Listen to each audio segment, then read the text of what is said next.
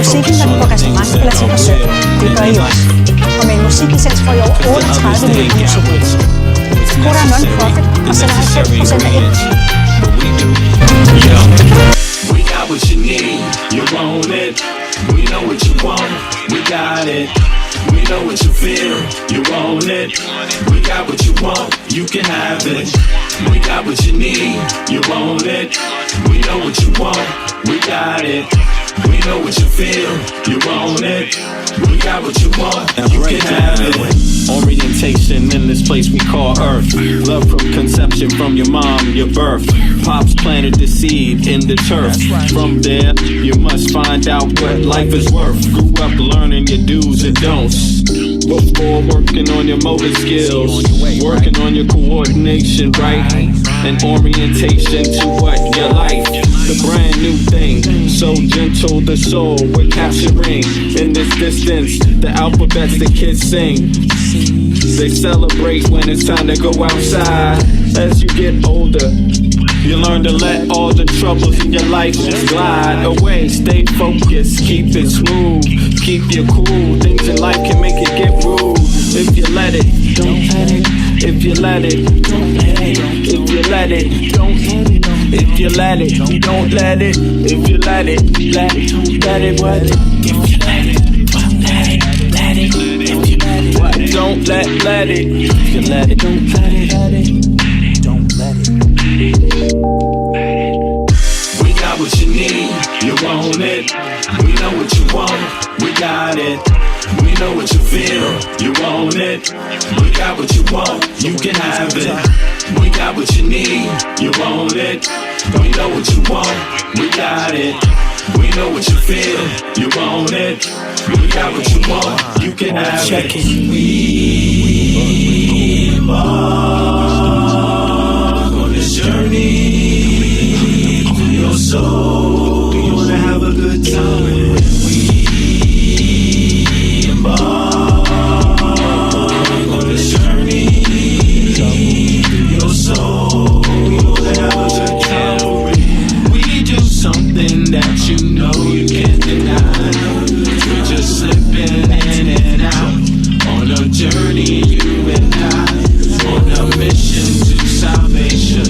Our spirit be our transportation. We think you'll do a little love and that is true. For real, we bring something that you know you can't deny. We're just slipping in and out on a journey, you and I. We got what you need, you want it. We know what you want, we got it. We know what you feel, you want it. We got what you want, you can have it. We got what you need, you want it. We know what you want, we got it. We know what you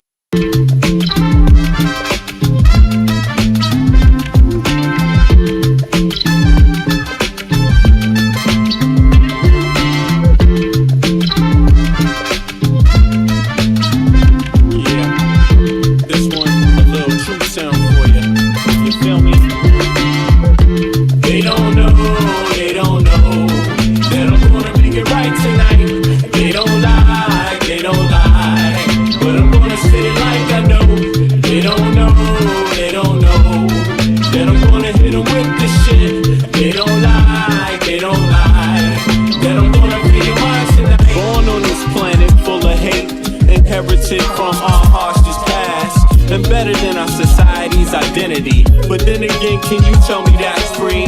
They explain to you what your mind should perceive, suggest things they want you to believe, like your skin color dictates your race.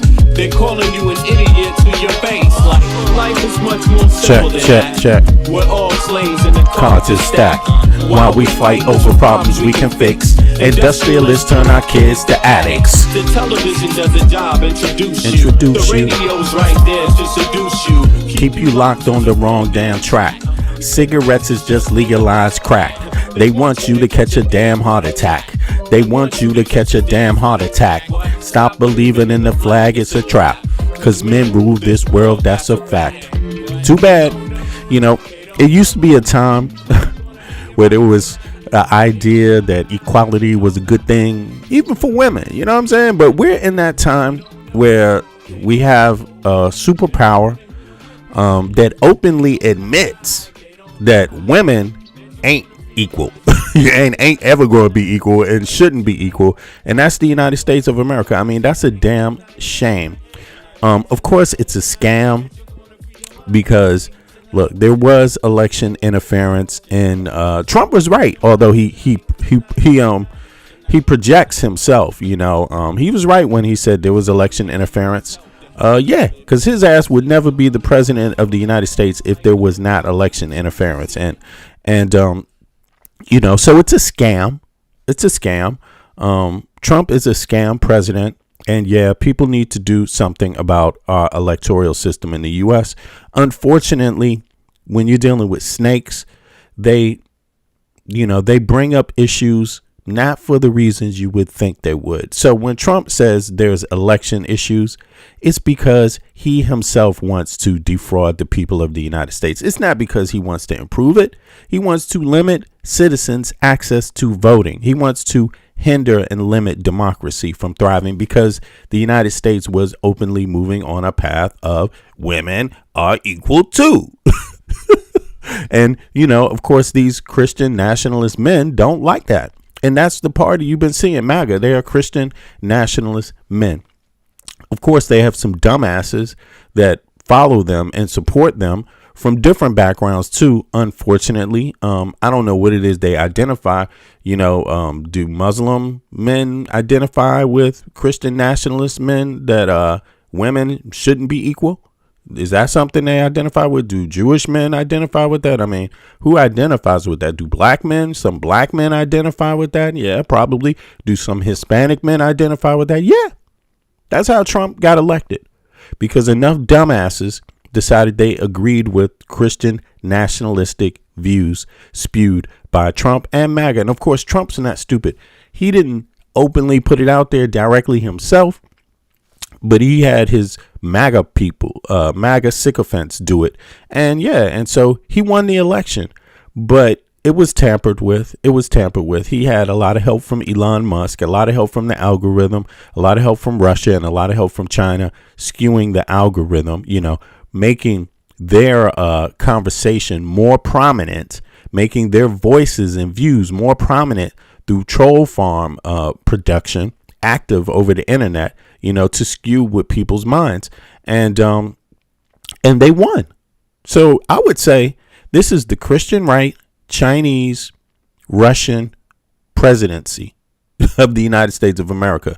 The Christian right, Nazi, Chinese, Russian, American president, Donald J. Trump. And this is what you're going to get. You're going to get ideas that Vladimir Putin agrees with, Christian nationalism. You know, you're going to get that. China, I don't know what's wrong with you, because I don't know what you thought you were doing. Maybe you were afraid of Kamala Harris. Maybe it doesn't matter to you that a Christian nationalist gets control over the United States, right? Maybe you think it doesn't matter to you. Maybe you thought Kamala Harris was worse. Okay. We will see about that, because once these people get finished killing us, they're going to need somebody else to kill. You know what I mean? Yeah. And then it's really going to be interesting to watch, to see who sides up with who in survival mode. Right. We're going to see that, you know, because let's be honest, white Christian nationalists fucking hate Chinese people too. You better just believe it. So China government, you interfering, they say you interfered, you helped interfere with the U.S. elections. I don't know why you would do that, because I'm going to tell you, I don't join parties that are for hate. And that's exactly what MAGA is. And they hate your ass, and they hate a lot of other people. So we're going to see how that turns out. Now, for me, I'm for democracy and equality. I think it's easier that way, more intelligent. You know what I'm saying? Just to recognize everybody's a human being. Everyone's equal. Nobody's better than each other. I mean, to me, it's easier to just say that, yeah, women have the same capabilities as men, right? You know, if they want a shot at doing something, why not? They could be just as good at it as some dumbass man, right? There's nothing that says men are born intellectually stronger, more intelligent than women. No. Men can be dumb as fuck and weak as fuck. Okay? No spine, no backbone. Okay? They have equal opportunity in not being shit. But this is not the America we have today. We got the America today that says that, it tries to relegate ethnicities to the back door, the back of the bus, tries to diminish other Americans that have fought and shed blood for the country, men and women and otherwise, straight, gay, whatever, Jewish, any other background, Native American, any other background, you know what I'm saying? Black, African American, any other background. I mean, now we have a government that believes in wetbacks, the concept of wetbacks, so that's going to be interesting to Italian Americans too. Yeah. You have the party that believes in calling folks wetbacks. Marco Rubio. Italians, like, seriously, they just throw them all together, and we've reviewed that history. It is a fact. So if you are Italian, Hispanic, and you voted for this party, you are goddamn dumb. Along with the rest of the people. Now, so in any case, welcome back, y'all. I was a little behind. I had some, my cousin was in town, so I had to spend a little bit of extra hours with him. Hopefully he'll be back here maybe tomorrow and, or today, who knows? He's just over in Sweden right now, so maybe he'll be back later on today. I'm gonna find out in a little bit, but I had a chance to work on some music too. I had to, catch up on. Tell me what y'all think. I'm just gonna play a little tiny bit of it. You let me know what you think. All right, just a little ditty here. It's just another track with my homeboy Storm. He passed away in the 90s, you know what I'm saying? Rest in peace, Storm. But you let me know what you think. I'm gonna just play a little bit. 1993, I was all alone, looking for a lover to make my heart so home. An angel of love. I never knew what love can be, but you were my one reality. My angel of love. You came drifting through the mist. You were heaven. All right. I gotta stop it right there. Let me know what you think, because that's another one that's coming, and then I got some other stuff from that's on the R&B tip from Giant coming soon. My homeboy Giant, also of Giant and Storm. So it's gonna be interesting. And then of course I got some more of my own stuff coming out. I've just been releasing some little things here and there, but then all the stuff is not connected to one project. It's just little things on the side projects I've been doing.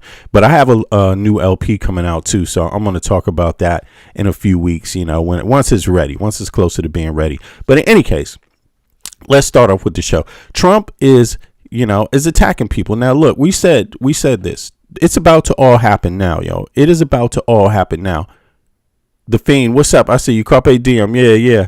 Eric, of course. I see everybody. Sorry about that. Who else is in the chat here? Friars. There you go.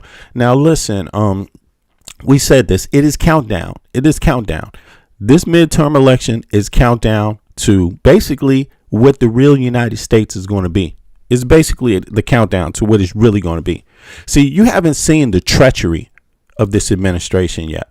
We haven't seen what they really are willing to do, but we have an idea they're willing to kill and massacre American citizens. That's basically what it is. We know that. So it's going to be on, because the left believes in democracy, and they've been watching very carefully. They've already had one election where they watch Elon Musk, China, Russia, and others tweak the algorithms to get Jeffrey Epstein's best friend in office, so that the people doing espionage on the United States can maintain power. We have already seen that.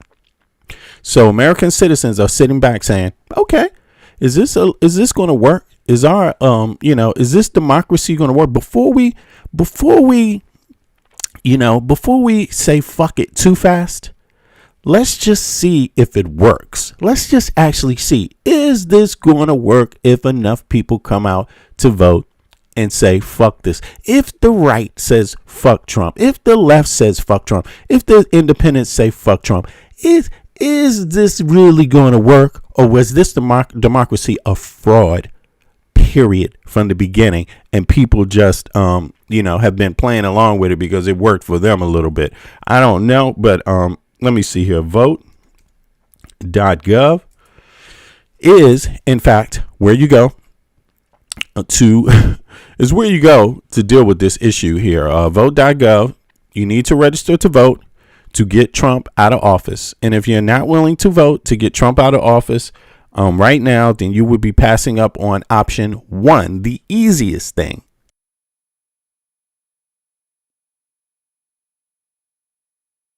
The easiest thing is option 1. If for some reason option 1 is tampered with, like Trump is already actively trying to do, and he's getting people to help him in the Republican Party, right? Sadly enough, right? I mean, there's a lot of them that they believe in Jeffrey Epstein over you. That's really what it comes down to. They believe in the billionaires that have been plotting with Jeffrey Epstein in Russia over you, over your freedom. Sadly enough, there's still Republicans, but you can vote them out. You can vote them out. See, you won't get total retribution until you vote them out. Once you vote them out, retribution is going to be even sweeter. That's after. But first you have to do this. You see what I mean? And I say retribution because that is the language that is allowed in the United States of America. That is what Trump called it. He said, I am your retribution. And MAGA people said, yes, I understand you, sir. I know exactly what that means. You are our retribution. That means we can take out our vengeance. And we will. Because you, the government, will help us. Yeah. So in line of that, bitch ass Trump is pretty scared. So he's going to do anything possible to avoid vengeance, to avoid retribution. It's going to be so funny too, man, because I'm watching here from Denmark and I know retribution is coming. I know it's coming. You know what I'm saying? It doesn't matter what you do. It is coming because you can call people, you can divide people all you want. The leftist and right. Motherfucker, I'm an American first. Calling somebody a leftist is not going to save you when everyone knows you're corrupt. When everyone knows you're the best friend of Jeffrey Epstein. When everyone knows you don't believe in democracy, it's not going to save you in the country where the citizens have more guns to themselves than the citizens of China and Russia put together. And citizens of China and Russia, you should be ashamed that your government would even attempt to fuck with our elections, because you don't have those guns to defend yourself from your own fucking government. So when your government turns against you in China and Russia, what you going to do? What you going to do about it? What you going to do about it? You see, at least in the United States of America, these billionaires, they know. See, they're boldened. They've been emboldened by the American people's ignorance and tax dollars. But once that ignorance and tax dollars run out, you have a population with guns that believe in their gun rights. Okay? And they have that constitution. Yeah. So we're going to see. And it's countdown to that. So in the meantime, he's going to be coming after leftist influencers. This is just shows you how bitchy they are. Look at this. This is crazy. All right, everybody. We have some good news and we have some bad news. Let's start off with the bad news. Donald Trump has just ramped up his attacks against the media and his attacks against free speech to a new level. The official White House government page is now creating specific influencer lists in which they target progressive or liberal influencers, and they try to silence their voices via intimidation. There's an entire page for Brian Tyler Cohen, calling him a media offender. By the way, I mean, if I were Brian Tyler Cohen, I'd much rather be on this list than the list that Trump is currently on. But number two, they have an entire list of David Pakman. In other words, Brian Tyler Cohen is not on the Epstein list. Trump is. Okay? You know what I'm saying? And it's so funny how Americans aren't consumed with getting retribution for the people that were down with Epstein. Espionage in the United States of America. Blackmailing of senators, judges. No retribution for them, huh? No retribution for them. No, apparently not. Not yet. You want your retribution against who? Brian Tyler Cohen? Okay. I mean, if I were Brian Tyler Cohen, I'd much rather be on this list than the list that Trump is currently on. But number two, they have an entire list of David Pakman citing some of his stuff, calling it left-wing lunacy. They have an entire page of leftist influencers in which they claim these people are engaging in left-wing lunacy. I want to take a step back for 1 second to acknowledge how absolutely bizarre and authoritarian this is. When Trump first got into power, he removed all of the inspectors general, the people who cut waste, fraud, and abuse. He immediately began attacking law firms. I'm sorry. Carpe Diem says, I will on another night. Got to be honest, I've been smoking some weed tonight. And the filter isn't exactly socially acceptable. Shit, man, come on up, bro. Let me drop the link. Hey, it doesn't matter. Survival survives. Survival. You got to survive, bro. You got to say what you got to say now. Anybody say what you have to say about this administration now. Do not wait till next week. Fuck this administration. Have no respect. And I told people from the beginning, if you give them any respect, they will whip you harder. Waiting around for justice from these motherfuckers, it only means you don't understand what they plan on doing, gaslighting you. And see, even you got to understand something. Even though they go out there and they talk a good game, these people are scared shitless of the American people. You got to understand that. That's why they wear vests. That's why they're wearing military uniforms to go around and patrol civilian populations, because they are scared shitless of American citizens. That's really what it is. See, they won't walk down the street like regular American citizens without a bulletproof vest. They're totally scared. So that tells you one thing right there. You see what I mean? They don't believe in their ability to police American citizen populations without using the same equipment that you use in Afghanistan.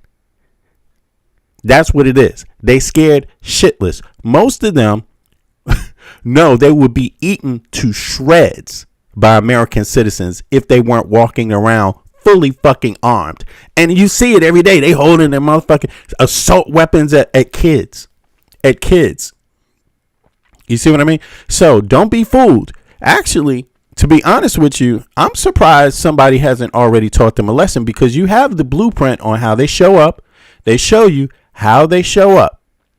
They show you. People have had enough time to dissect their weak points. You see what I mean? How they just show up and what are they? I'm not going to say too much.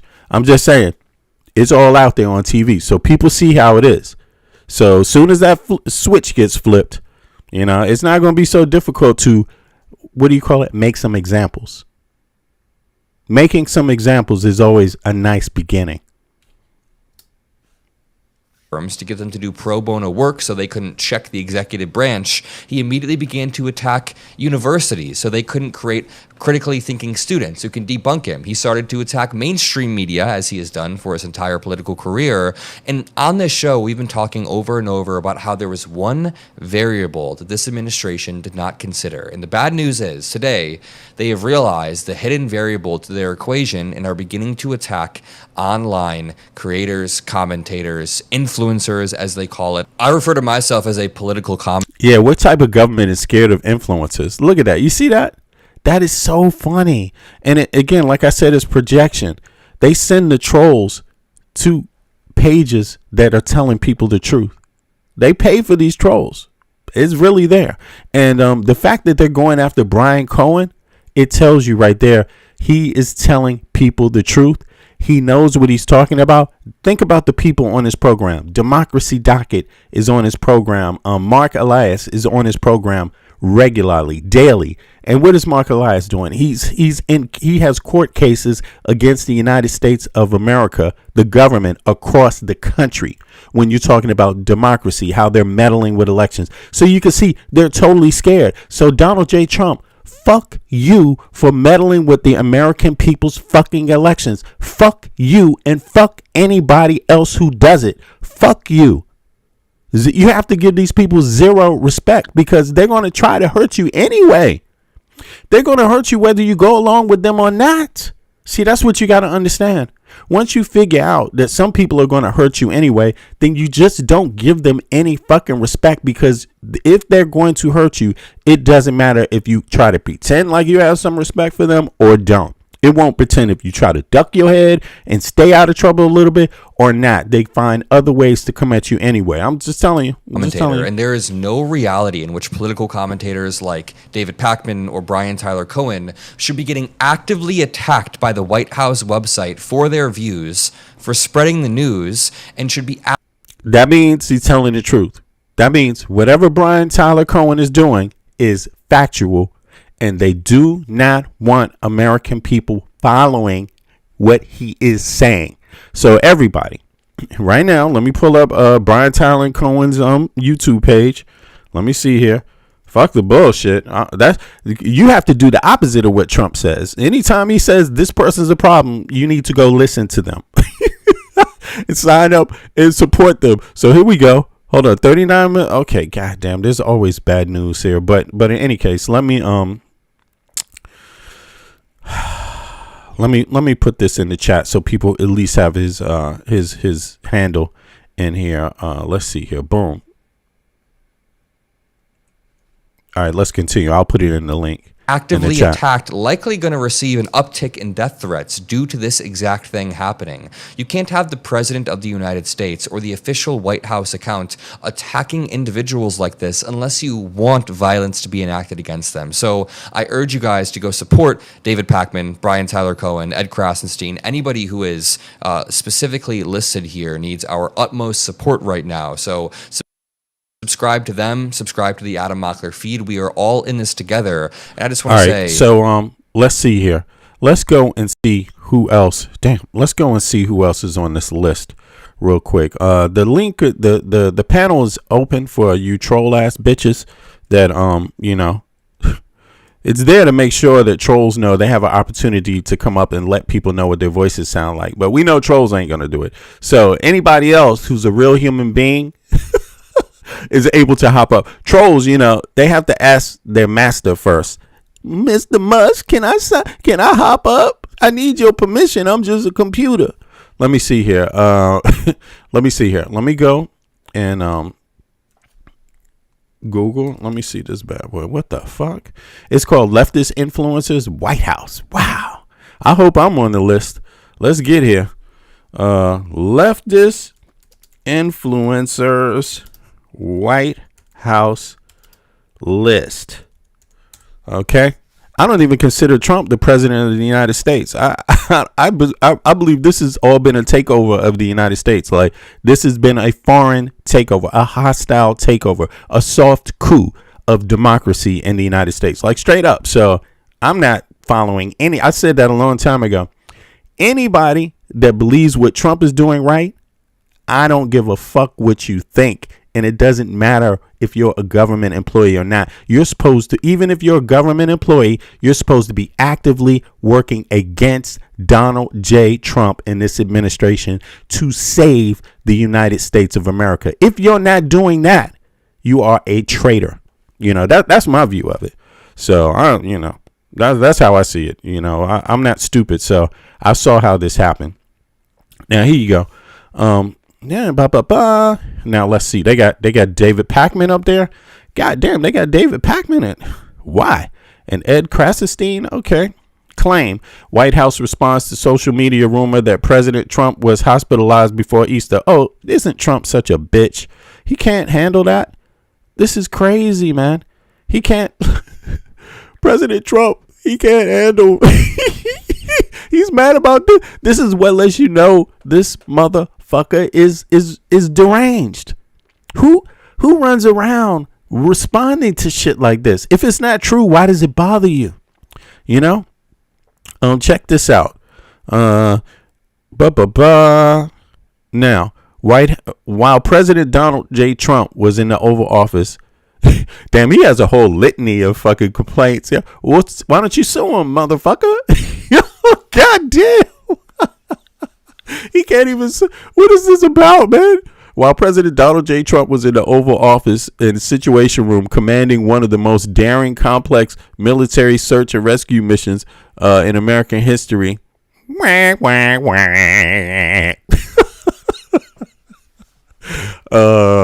whatever, buddy.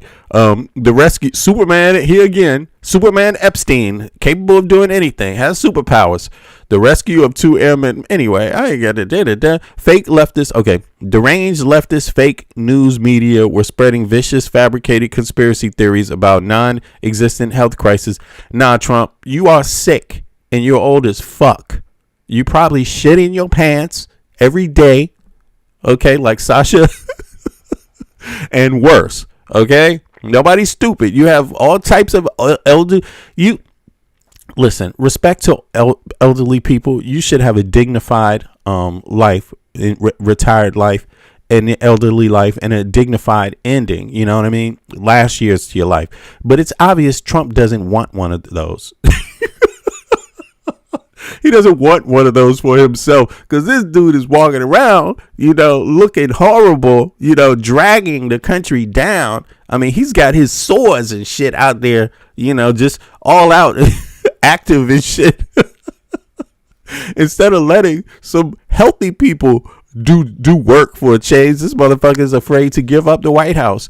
And and if it can't get any worse than that, when you're so sick in the head. This is Ebenezer Scrooge, man. This man doesn't even trust the person that was picked for him to take over, J.D. Vance. I mean, this is this is pathetic. He's going to die like scratching on the walls. Not me. I'm still the president. The truth. Anyway, key points, leftist, I ain't got time for all of this shit. Now, what's next? So, are there any other people? Brian Tyler Cohen. Here we go. Damn, look, he's charging all these people with just lying. Look at this. Sources: White House response to social media rumor that President White House. Everybody should read these links. Look, he's giving the links to their media. This is crazy. Hold on. White House responds to. Let me see. Oh, he took the time to respond to each one of them.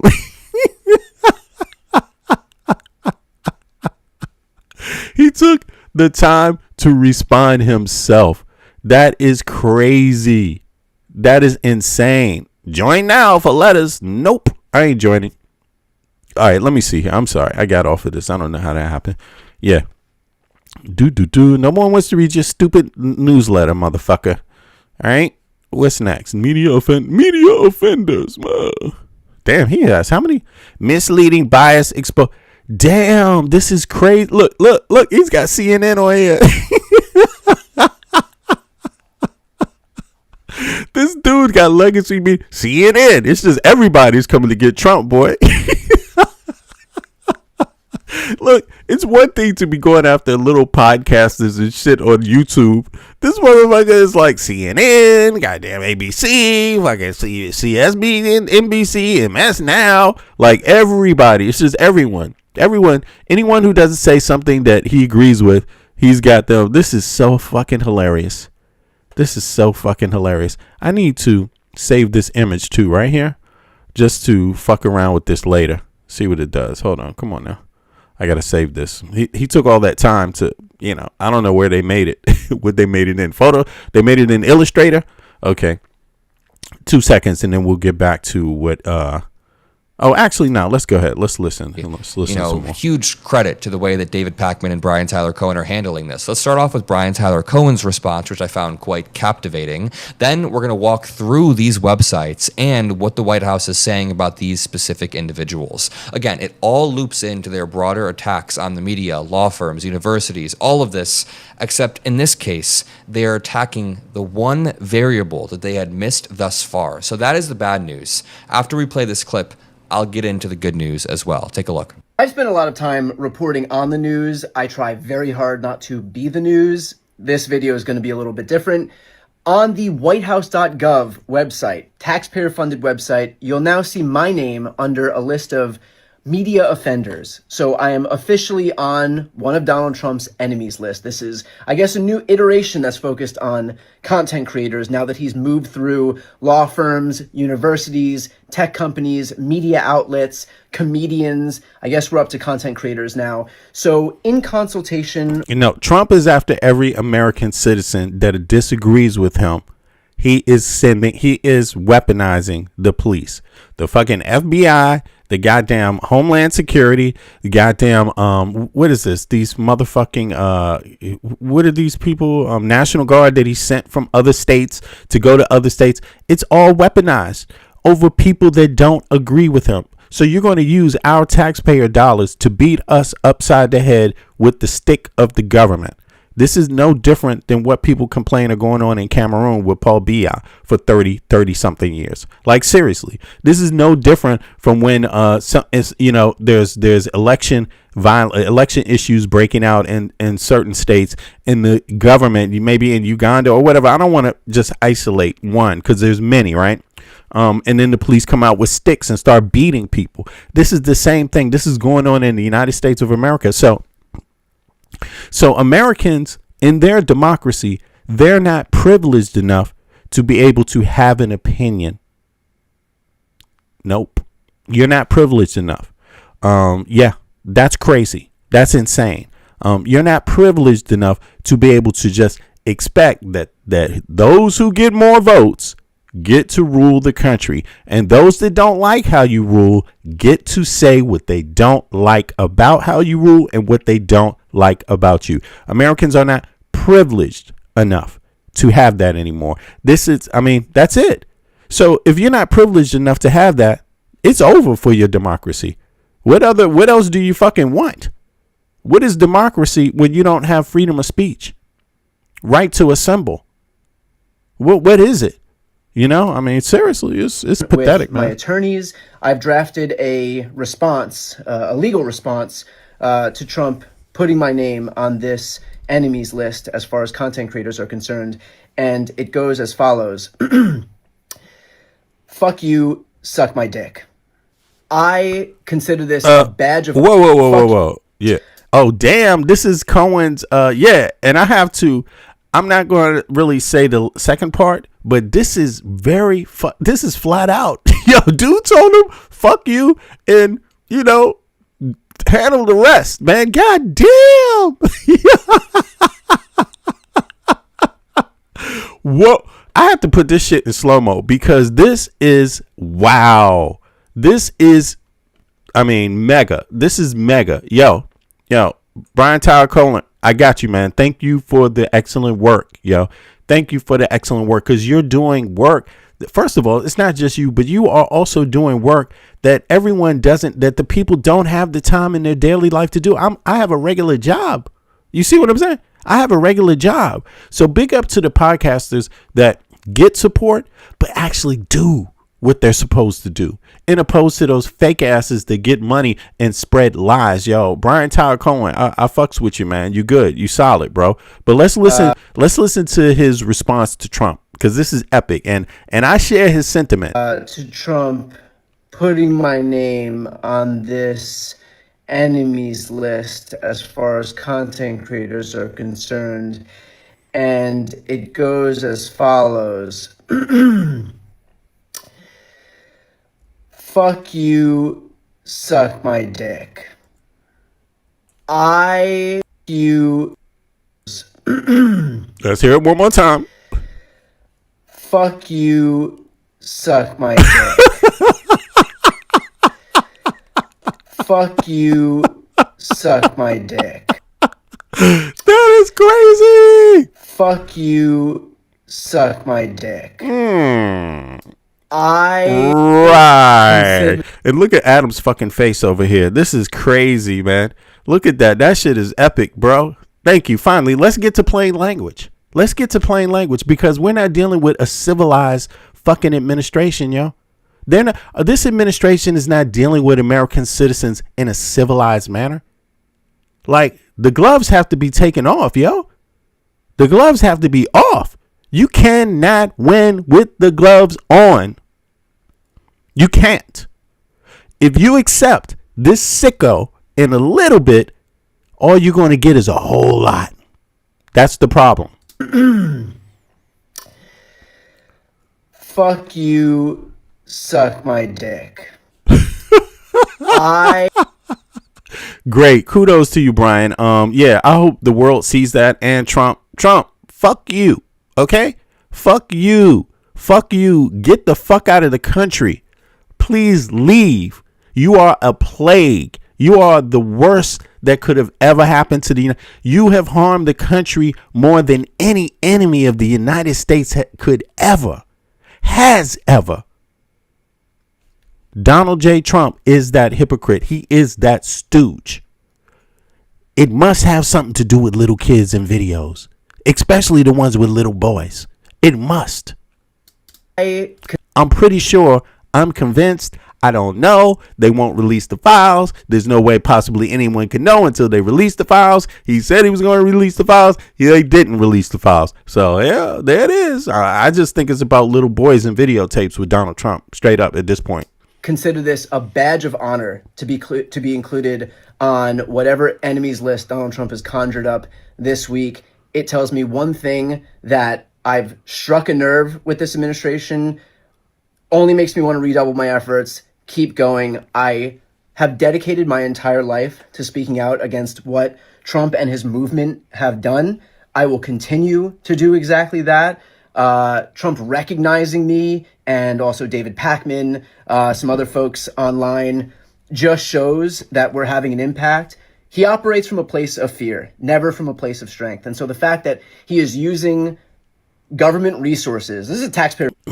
Somebody said most Democrat cities have laws against owning firearms. They need to change that shit. And I'm gonna tell you, I tagged Mayor Bowser because I'm born and raised in Washington D.C. Although I live abroad, I live in Copenhagen, Denmark. I tagged Mayor Bowser last year and said, oh, maybe it was a little more. I'm not sure. It was about a year ago, and said that they need to rescind this weapons ban for citizens, for residents of Washington, D.C. And the reason why I said they need to rescind it is simple.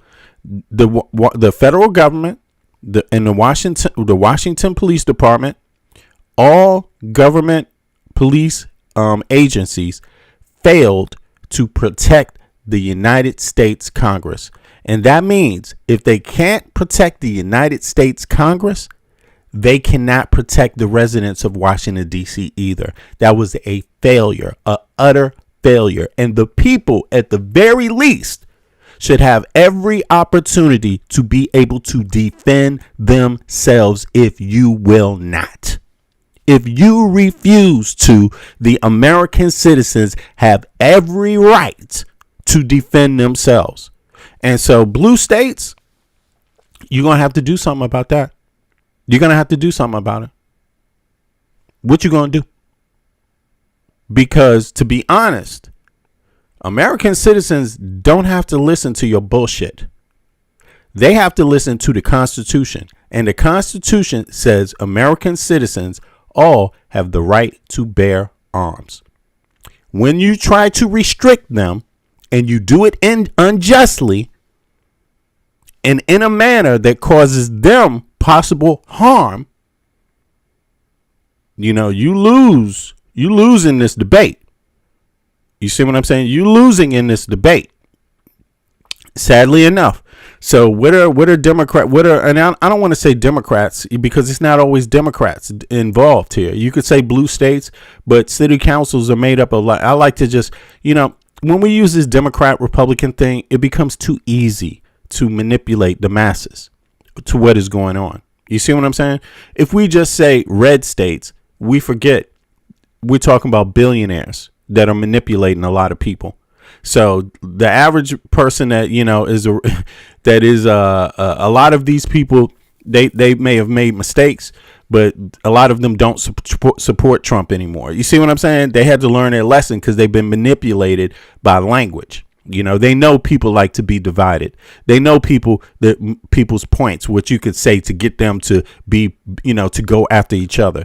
So I don't want to continue that language. But what we all share is that we're American citizens and we have the right to bear arms.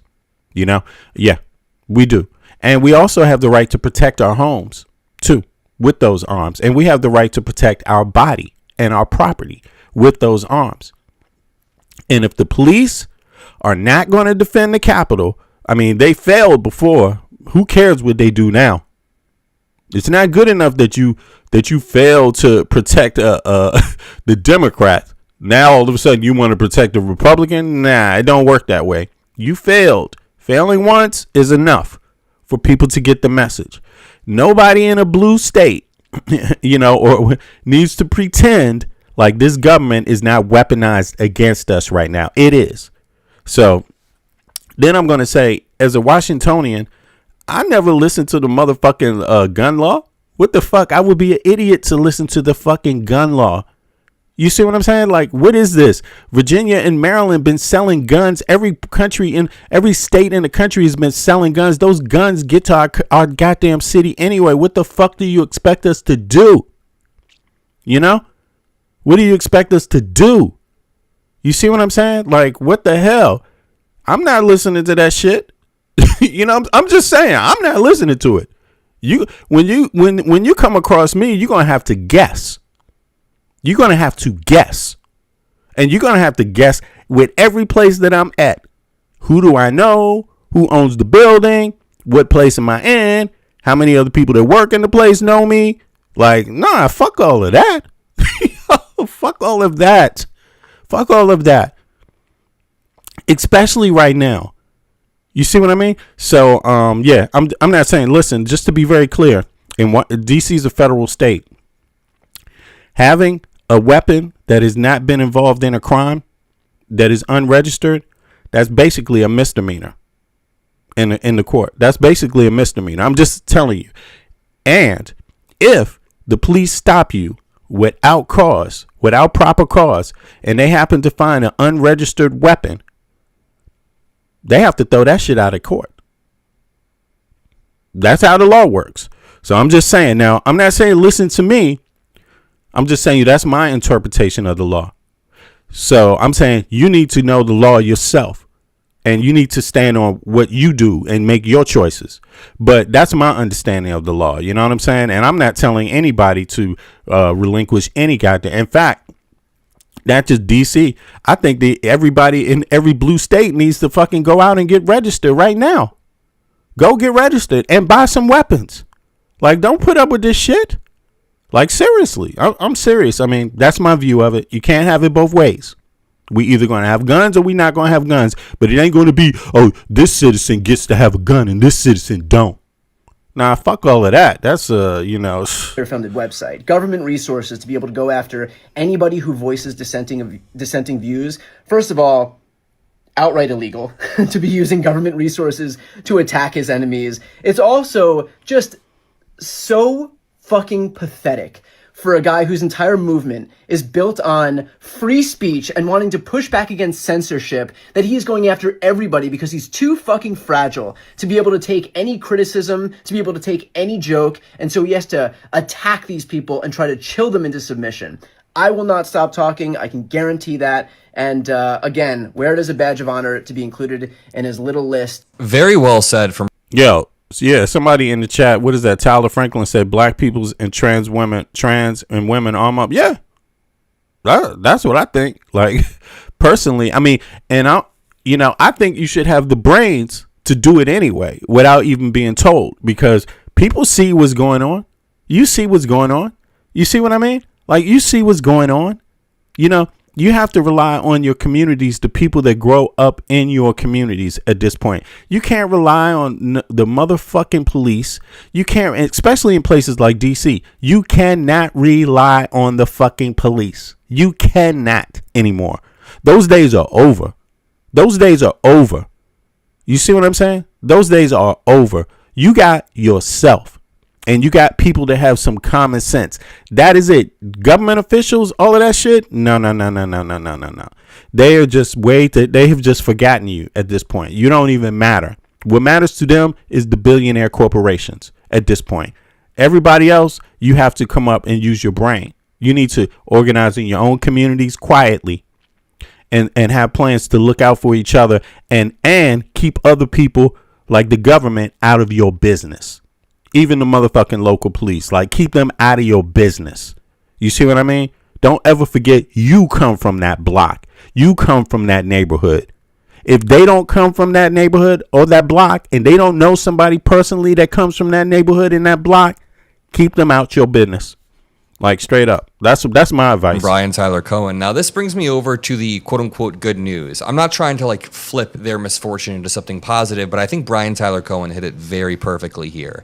He says it himself. The good news is this means they are desperate. This means that he struck a nerve. This means that you guys who watch us every single day struck a nerve. The only reason Trump would do this is out of a position of desperation, and because what we are doing is collectively working. If our voices weren't having a direct impact on this administration, the approval rating, and pushing our country in a better direction away from MAGA, then he wouldn't be so scared. But what they're realizing is that their popularity is rapidly what's waning. up? I shouldn't even use the word popularity because they're not popular. Let me give some shout outs. JB2, what's up?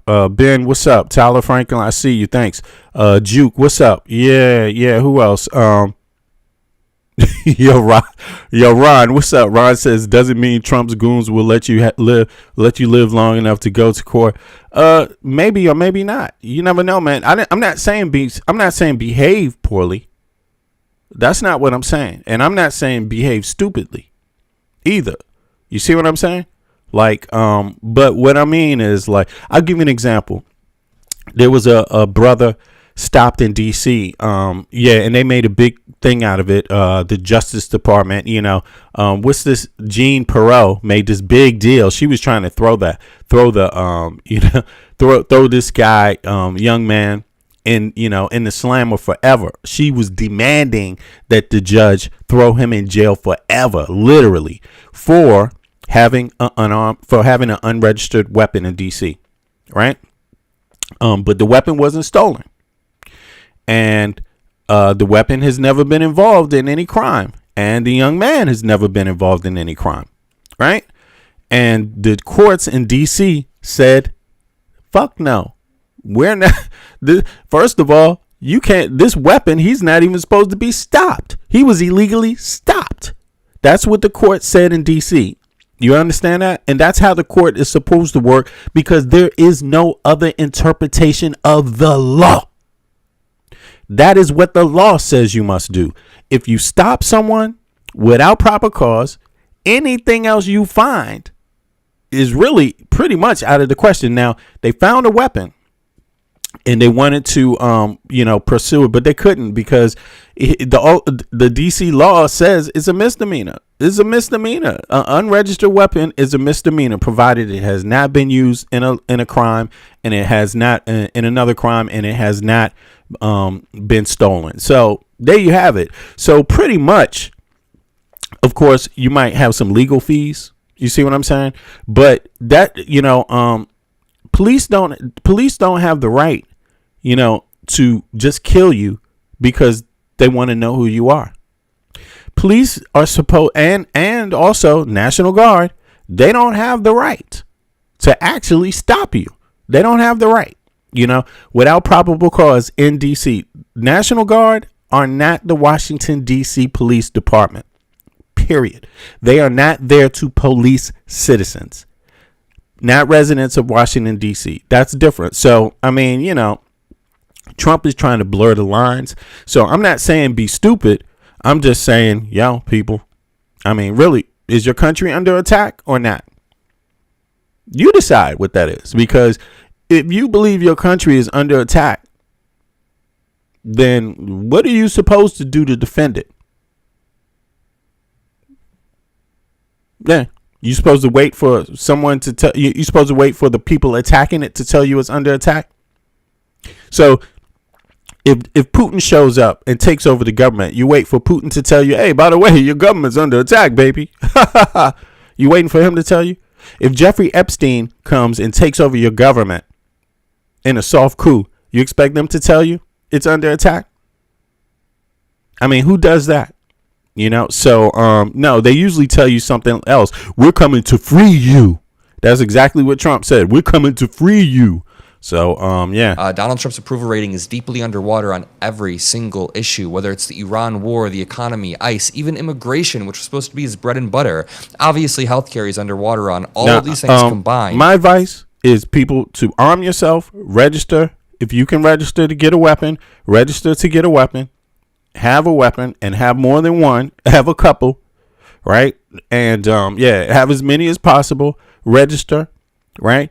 And also, most importantly, because what's the point in doing all that if you're not going to do the easiest thing, which is, let me go over to here, and also make sure you do this one too, because this goes hand in hand, is register to vote.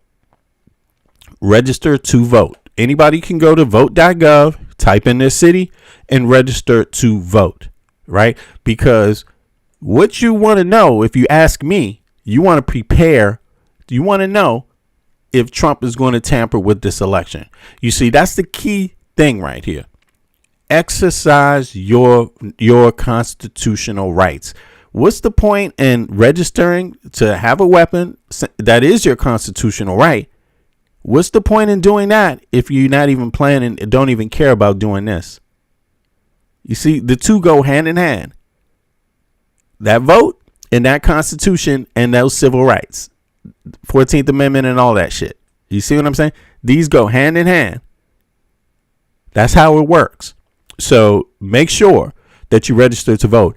And once you see that Trump and anybody has tried to steal this election, that means stop citizens from voting. That means when you go down to cast your vote, and some ignorant motherfucker tries to stop you or hinder an American citizen, if that turns out to stop to lead to anybody else in this administration that is pro-Trump winning an election, that's how you know it's been rigged. You know, that's all I'm saying. You know, that's all I'm saying. Register to vote. You know.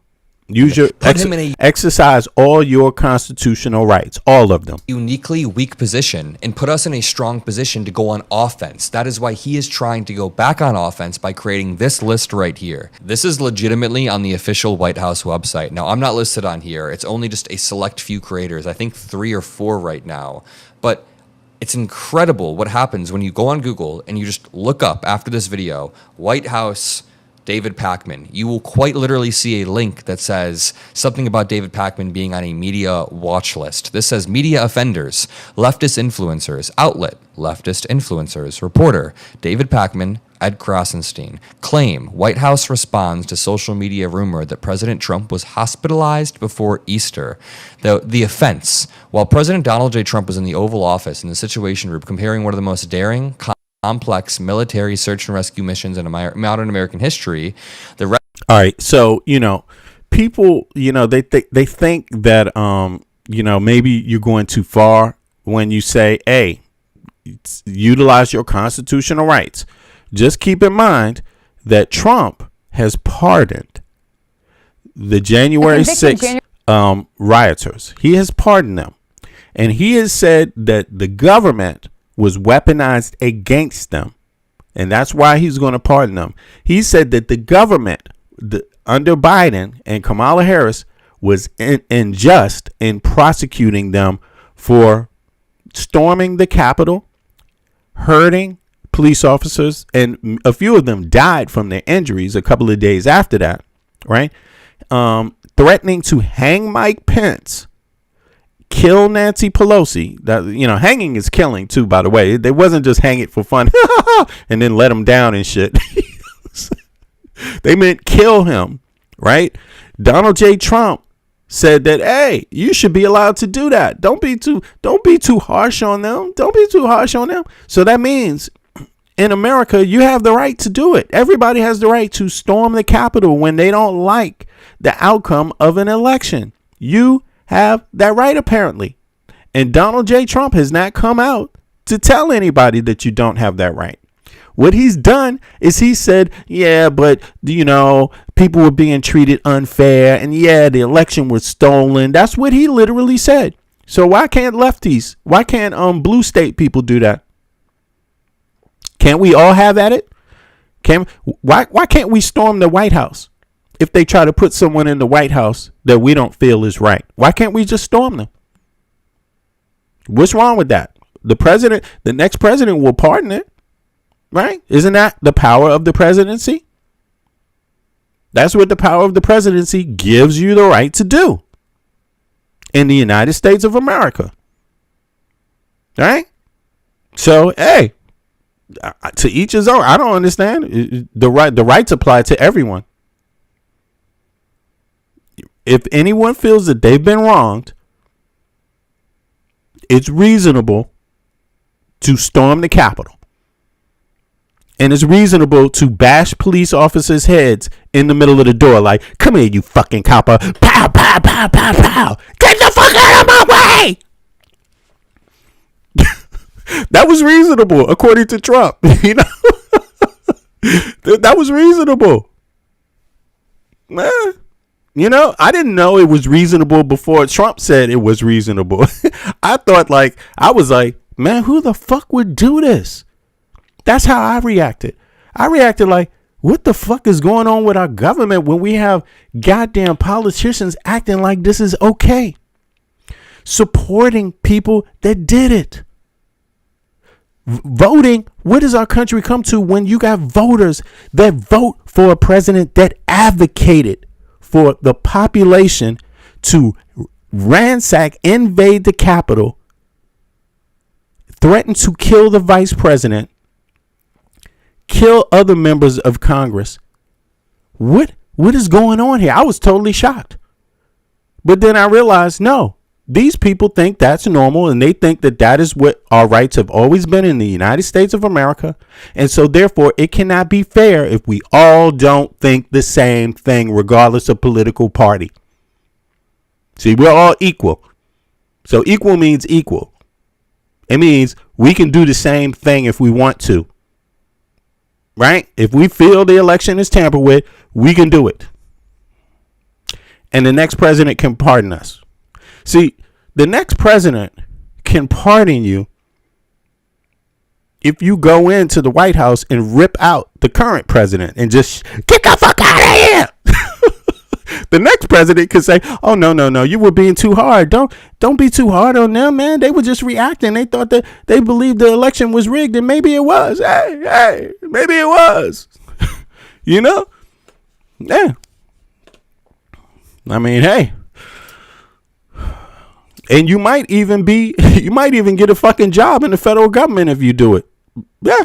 Did you know that? Is the new hire at a Pentagon office that manages highly classified military operations. According to the Washington Post, Elias Irizarry was 19 years old at the time of this riot, joining the mob that breached the police lines and entered the Capitol through a broken window while wielding a metal pole. There you see it. He later expressed remorse for his actions, saying he'd quote. Hold on. He expressed remorse, so therefore pardon him. Yeah, well, there you have it. As long as you express remorse later. Here it is. This was okay. This was okay, according to Trump. He got a pardon. Justice Department was way too hard on him, boy. Yeah. Equal is equal. Oh, well. Equal is equal. Gonna love to see some blue caps storming that Capitol. Gonna love it. Well, let's get MAGA Mike Johnson out of there. Where's the hangman rope for MAGA Mike Johnson? Where's it at? Yeah, JD Vance. Where's the hangman rope for JD Vance? Can we get that? Where's that at? Let's go and take a shit in MAGA Mike Johnson's office and shit. And then have a video. Yeah, where's MAGA Mike Johnson's office? I'm going to go take a shit on his desk. Ha ha ha. Yay. Just be up in there and shit. Blue caps. Blue caps. Yeah. We run this country. It's our country. Except we won't have no Dixie flags. We won't be having no goddamn Confederate flags when we do it. Okay. There's going to be a difference. Okay. There won't be. Yeah, exactly, Eric. We going to take a shit on MAGA Mike Johnson's desk. How about that? Really? And guess who's going to be there? It's going to be some black men, some Jewish men, some Hispanic men, some white men. some trans people. We all gonna go there together and run amok. And a bunch of women. Yeah, fuck it. We're gonna go there and run amok. Okay? Just like we do at the amusement park. You know what I'm saying? We're gonna have a field trip out of this shit. You see what I'm saying? Only for fun. It's just to exercise our rights. You know what I'm saying? And if, hey, if some police officer just get killed, oh well, the president will pardon us. A metal pole. There you see it. He later expressed remorse. A metal pole. He had a metal pole. What did he have the metal pole for? What did he have the metal pole for? Was it to say, hi, I love you, thanks for doing a great job? Or was it to beat somebody upside the head and get the fuck out of my way, copper? See, all you federal agents, you are a bunch of bitches. You a bunch of bitches. Because this is what they have for you. A pole over your motherfucking head. This is what they did to you. And you got the nerve to be out here trying to harass people in democratic states when these motherfuckers literally said they will fucking kill you if you ever fucking try with them. Who do you think this was for? It's for all the police in the entire country. Secret Service, this is what they thought about you. Fuck you. And Donald Trump pardoned these people. So you are a bunch of bitches. Federal agents, including Kash Patel, this is what they think about you. Fuck you. And anybody that holds that office, fuck you. DC police, fuck you. This is what they said. Capitol Police, fuck you. This is what they said. Homeland Security, fuck you. This is what they had. They have this poll. And if the young ones have it, the older ones have it too. They got worse. You see what I'm saying? And if you dare do something to harm this young man, we're going to sue your motherfucking ass and you're going to pay us millions of dollars, bitch. Know your place in this world. You are nobodies.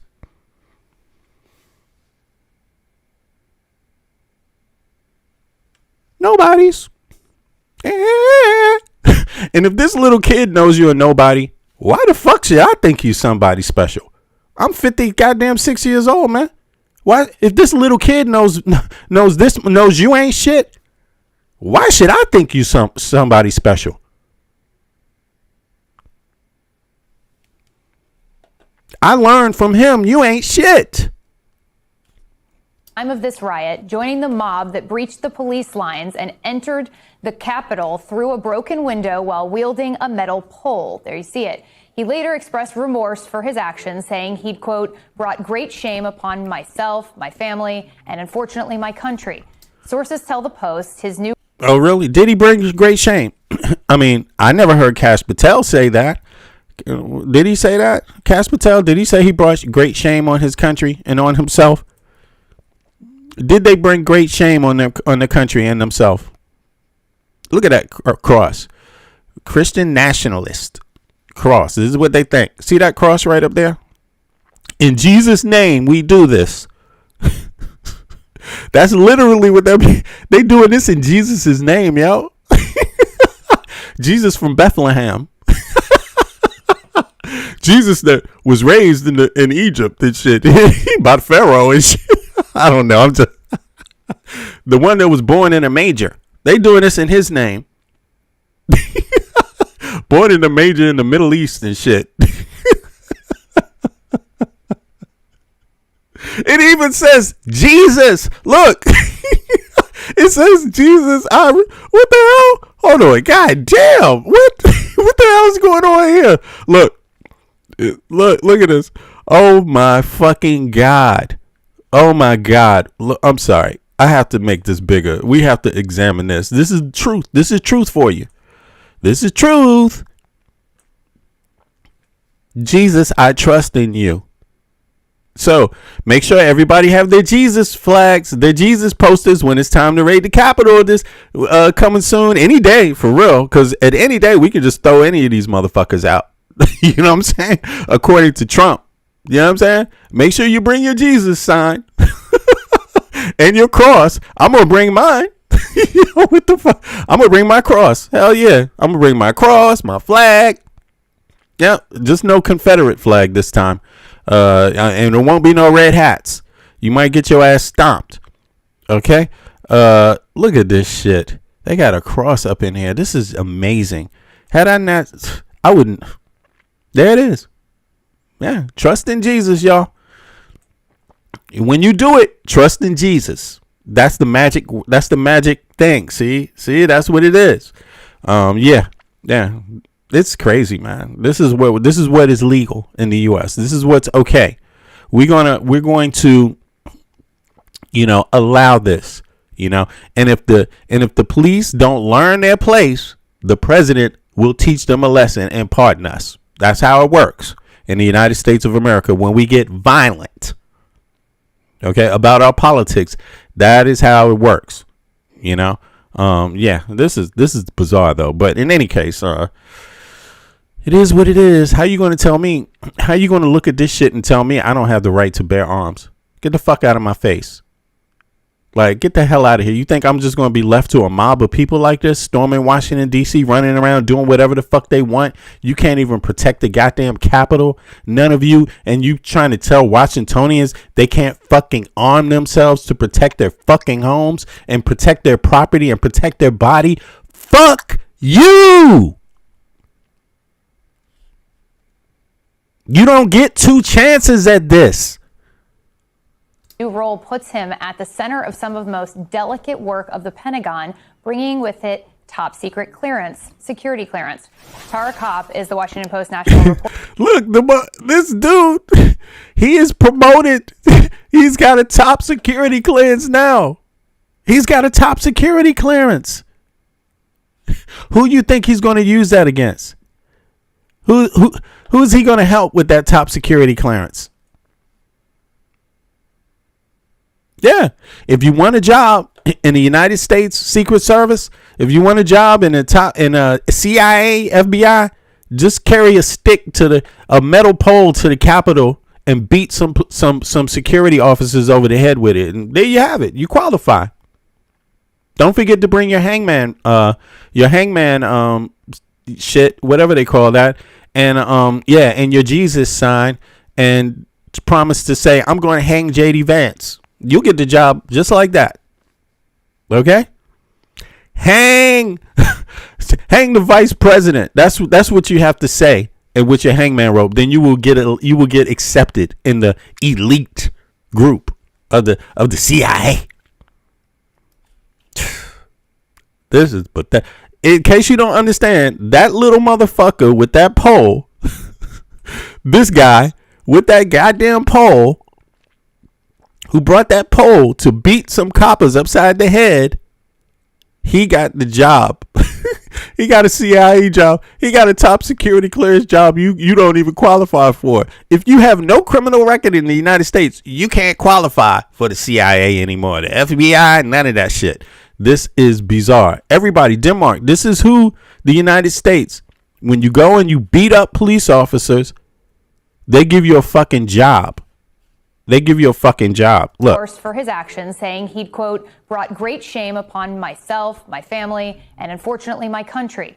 Sources tell the Post his new role puts him at the center of some of the most delicate work of the Pentagon, bringing with it top secret clearance, security clearance. Tara saying he'd, quote, riot, joining the mob that breached the... Yeah, so he joined the mob that breached... this is just the bizarre shit on earth. This dude right here, just got to bring it out again. This guy right here, for people, this is just for people that missed it, right? This dude right here with this pole in his hand, he is now a top security person, staff in the United States Secret Service or whatever the fuck, CIA or FBI, one of those. The police lines and entered the Capitol through a broken window while wielding a metal pole. There you see it. He later expressed remorse for his actions. So there you have it. He gets the job, y'all. Don't forget to put that on your application when you apply for a top security role. I wanted to hang Mike Pence. Do I get the job, bitch? You know, fuck MAGA Mike Johnson. Now give me the job, motherfucker. I'll bash your head in too. Oops, I said that. Sorry. Do I still get the job? This shit is crazy. And he got the job.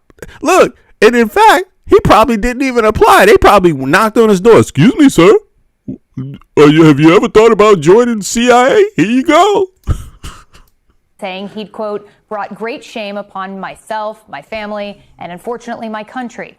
Sources tell the Post his new role puts him at the center of some of the most delicate work of the Pentagon, bringing with it top secret clearance, security clearance. Tara Kopp is the Washington Post national reporter behind that story, and Anthony Coley is still with us. Tara, tell us more about this role that Irizarry will now be filling at the Pentagon. What's his purview? So this office, What's his purview? Yeah, that's a great job. Harassing American citizens, beating them over the head with a stick, with a metal pole. That's his purview. Yeah, and he can do that to everybody and anybody, just as long as Donald J. Trump tells him to do that. That's his new fucking job. Let me see here. And if you accept anything from him, what does that make you? If you do anything he tells you to do, what does that make you? If you're a citizen and you accept anything, him enacting anything against you, what does that make you? It makes you a bitch. You know, like seriously, it makes you one of Donald J. Trump's bitches. And he's a bitch too, by the way. You know what I'm saying?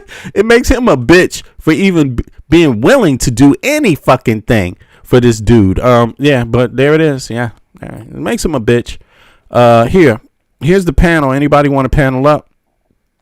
Here you go. That's the link to the panel. Come up here and talk your shit. Let's see what folks got to say. Now let's hear some more. The Irregular Warfare and Counterterrorism Office, part of SOLIC, is, as you said, one of the He's a counter-terrorist. He's an expert now. So he's a counter. So you understand this, right? The terrorists in Trump's eyes are American citizens who disagree with him. And that guy who had a stick, a metal pole, who was ready to beat some police officers over the head, kill Nancy Pelosi, hang Mike Pence, he is an expert in counterterrorism now. So that means he's an expert in stopping you from voting, stopping you from any of your constitutional rights. He's an expert in that now. At the Pentagon, what's his purview? So this office, the Irregular Warfare and Counterterrorism Office, part of SOLIC, is, as you said, one of the most sensitive offices inside the Pentagon. And in reporting this story, and especially after it published, one of the things I heard again and again is, why here? There are offices throughout the Pentagon. If the Trump administration wanted to reward a loyal person and appoint them into the Pentagon, they didn't have to go here. This is a very small office that has visibility in some of our most important and secret missions all over the globe. Tara, in a statement, the acting Pentagon press secretary said, quote, Mr. Elias Irizarry is a qualified, patriotic young professional, and we are proud to have him as a political appointee at the Department of War. What are this is an appointee. This is who they're appointing. So I know what his first job is going to be: to go meet with the Russian Nazis to conspire against the United States of America. That's really what his job is. You know, don't ever forget they brought crosses with signs that say, Jesus, I believe you, you know, to storm the Capitol and shit and hang people. The vice president, by the way. And, although my family, I'm born and raised in Washington, D.C., so I take special insult to that.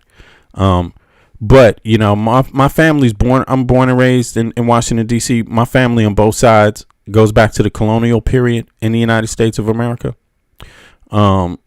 So, I have no problem saying, yo, you better not try to take any of my motherfucking rights. You better stay the fuck out of my way when it comes to this type of politic. Fuck you. Fuck you. And if you ever try to take my rights away from me, I advise everybody to fucking stop you. Get rid of people like you. You are the problem in the fucking United States of America. Like, very simple. Ignorant people who try to use religion, ignorant people who try to use race, gender, all of this other ethnicity to hinder people's civil rights. They're born civil rights. The civil rights we all have. They try to skew people that try to skew history to be something that it was not. No, all white people, all Europeans did not agree with each other. In fact, they fucking killed each other in the United States of America. Okay? Stop trying to make them all out to be the same, because they're not. They didn't have all the same ideas. Okay? And no, the founding fathers definitely believed that the Bill of Rights was to come into effect, because they wouldn't have signed the Constitution. That's how it happened.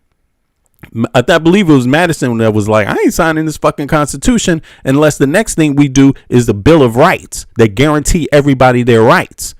So yes, they definitely had the Bill of Rights in their mind when they signed the Constitution too. So all you little phonies out there talking about they didn't have this idea that women should vote and no. They had everything. The first article. Let me bring this up just to clear this up, because there's a lot of people that believe there's something different about this. They always try to say that the other Bill of Rights and all this other shit doesn't count, that the founding fathers never had that in mind.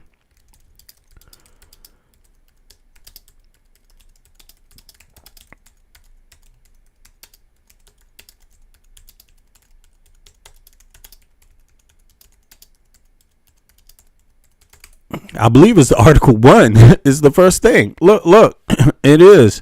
Don't let anybody fool you. The part of the Constitution that gives Congress the power to enact bills is Article 1, Section 1. Yes. So that means once Congress does this, it is the law. That's what the founders had in mind. And that is what they did. Specifically, Article 1, Section 1. That means the first thing is like number one. This is the most important thing you need to know. Is Article 1, Section 1 establishes the legislative branch. Article 1, Section 7 outlines the exact processes of how bills become law. Article 1, Section 1, Legislative Vesting Clause. The section explicitly grants all federal lawmaking power to Congress, ensuring that no other branch of government can write laws. All legislative powers herein granted shall be vested in the Congress of the United States, which shall consist of a Senate and House of Representatives. Article 1, Section 7, how bills become law. This section lays out the legislative conveyor belt. For a bill to be enacted, it must follow these steps. Passing both chambers, a bill must be passed in identical form by both of the House of Representatives and the Senate. Presidential presentment. Once passed by Congress, the bill is presented to the president. The president's options. The president can sign the bill, making it law. The president can veto the bill, sending it back to Congress with objections. The Congress override. If the president vetoes the bill, Congress can still enact it into law by passing it again with a 2/3 majority vote, but in both the House and the Senate. So Article 1 already establishes everything else. And that's what the founding fathers, right? This is the founding fathers outlined in the Constitution. So yes, the Bill of Rights, 19 article, all these other things that came, the Bill of this rights, the 18th Amendment, 19th Amendment, 20, all of that was thought of by the founding fathers, according to how they laid out the law exactly Exactly. And if you do not tell people that this is how it works exactly, you're committing treason against the United States of America. Just people should understand that very clearly. It is what it is. And if you don't like it, get the fuck out. Too late. Leave. Okay? Go make another country great. What the fuck? But stop fucking up this country. Okay? And stop going against the will of the founding fathers. Like, what the fuck is that? And that is misogynistic. Of course, there should have been some women, but 19 and 18 different articles and bills, rectify that. You see that women were kept out of power. Well, let's rectify that. Let's have a bill, And so this is what we're dealing with. When we're dealing with the Christian right, these people, when you see these people here, look at this shit. Let me bring this back. When you see this is insane. When you see this, right? Here. Hold on. They say, Biden sold us out. Yeah, whatever.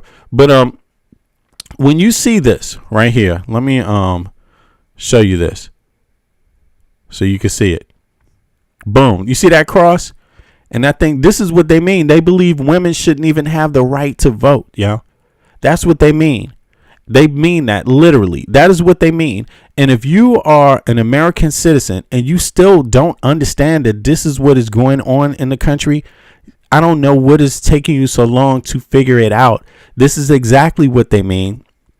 This is what they've been saying the entire time. Trump hasn't said it. His followers have said it. They've said it on Reddit. Okay, they all know that this was the scam, that this was what it was about. They've all known it from the beginning, and people just simply have to rebuke it. If you don't rebuke this shit, and then you don't give a fuck about your daughters, your mothers. You don't give a fuck about anything in the country. It's actually pathetic, to see this. But this is what happens when you let religious people and nationalists take over the conversation. Dumbass people start thinking that they make sense when they talk, when they fucking don't. Okay, when they make zero sense, people just start accepting it. Like, okay, the founding fathers must have said this, and so I never read it, but oh well, I never bothered to read the Constitution for myself, but oh well, he must be right. Wrong. Supporters of Project 2025 think about the rights of women and black men in America. Here's what they had to say. The founding fathers restricted voting rights for vast majorities of people, including women. The women didn't receive the right to vote until the 19th Amendment. And then we fixed that. I don't think that was a good thing. You don't think so? I don't think it was a good thing. I believe the 19th Amendment? Yeah. Every person, women, men, black, white, whatever, has equal dignity under the law and before God. That doesn't mean they'll have the same roles and should have the same influence in a society. So who should have influence in our society? Christian leaders. White Christian men. Interesting. White Christian men. Right. The next conservative president must make the institutions of American civil society hard targets for woke culture warriors. This starts with deleting the term. So there you have it. They literally try to sell this idea that the founding fathers did not have that in mind. The 19th Amendment, any of those other amendments, all of that shit, that is literally what they're selling people. And the sad thing about it is a lot of people actually just go along knowing no better because they simply won't read the Constitution themselves. Specifically, Article 1, Section 1 establishes the legislative branch that's of the Constitution. That's literally the first thing you read when you open the motherfucking Constitution is Article 1. Section 1. And that's by the founding fathers. And then it's also known because there's writings about it and debates that happened. I believe it was Madison. It's a couple of them. They're called the Anti-Federalists, right? The Anti-Federalists are some of the founding fathers. There's different groups that came together to sign this legislation, right? To enact the Constitution. And a specific group, it's not just one person, but they write about this. And what they said is that there's no way in hell we signing this Constitution if the first thing that comes after that, if the first thing is not who is writing the laws, the rights. You know, you got to have other laws, the Bill of Rights, and they named them all out. And so they all agreed, yeah, we will have to have that. And here's why you have this in it. You see, this is it. They demanded that this was in it. And that's what you get. That's why Bill of Rights is called constitutional law. That's why it's all called constitutional law. That's why when Congress enacts writes any law, the Senate approves any law, the president signs any law, it is constitutional law. It doesn't matter if it happened yesterday or today. You see what I'm saying? It's all constitutional law. That's why you have to stop letting Trump use the executive branch, because what the executive branch does is not law. That's why you haven't seen this Congress enact any of this shit. It's all executive orders he's doing. People, folks got to get away from that. But in any case, this is what they want for you. They want this guy. With it, top secret clearance, security clearance. Tara Kopp is the Washington Post national reporter behind that story, and Anthony Coley is still with us. Tara, tell us more about this role that Irizarry will now be filling at the Pentagon. What's his purview? So this office, the Irregular Warfare and Counterterrorism Office, part of SOLIC, is, as you said, one of the most sensitive offices inside the Pentagon. And in reporting this story, and especially after it published, one of the things I heard again and again is, why here? There are offices throughout the Pentagon. If the Trump administration wanted to reward a loyal person and appoint them into the Pentagon, they didn't have to go here. This is a very small office that has visibility in some of our most important and secret missions all over the globe.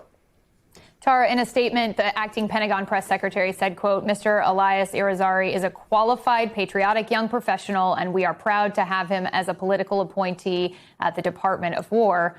What are sources telling you about how his hiring has been received within the Pentagon?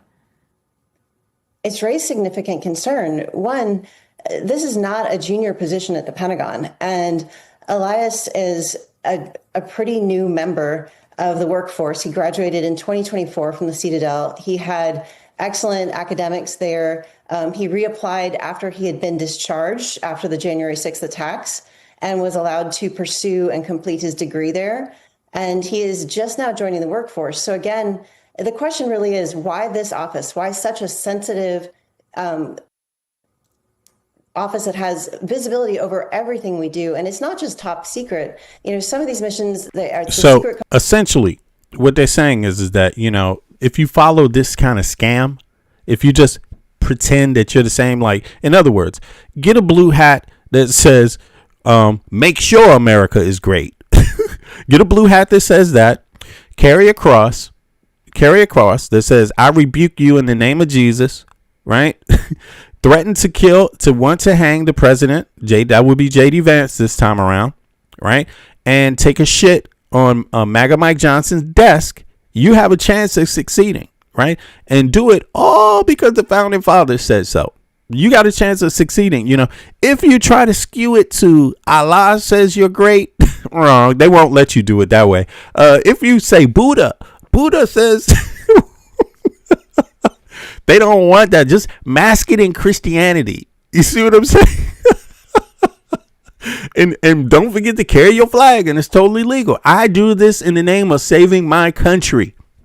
Okay? I am upholding the founding fathers said this in Article 1, Like, bring your Constitution with you.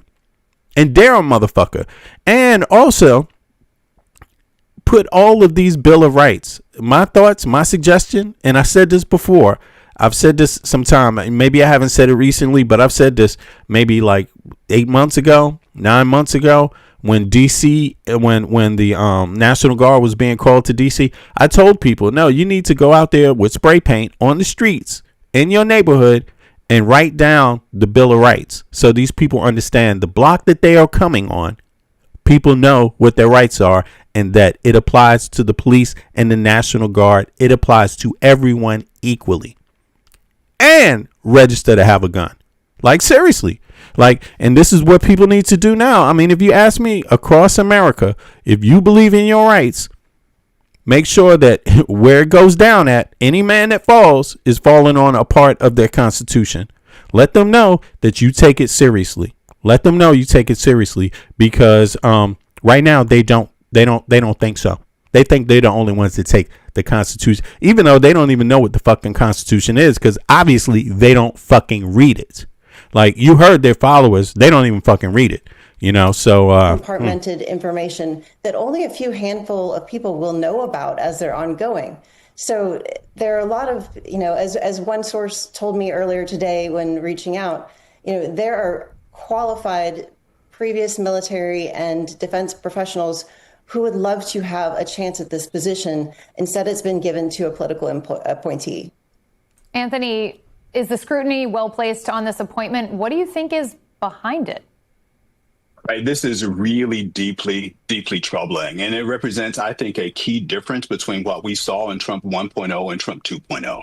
In Trump 1.0, we had people at the White House, at the Pentagon, who resisted Donald Trump's very worst instincts, right? The Attorney General refused to go along with his big lie that the 2020 election was stolen. The Defense Secretary refused to invoke the Insurrection Act against U.S. citizens who were protesting the brutal murder of George Floyd. In Trump 2.0, what we see from the very top, the highest levels of government on down to the lowest ranks of political appointees in the Pentagon and other places, all of those people in Trump 1.0 have been placed with rank loyalists, right? And I'm not talking about loyalty, Ariel, in the traditional sense of the word. I'm talking about loyalty in terms of blind obedience.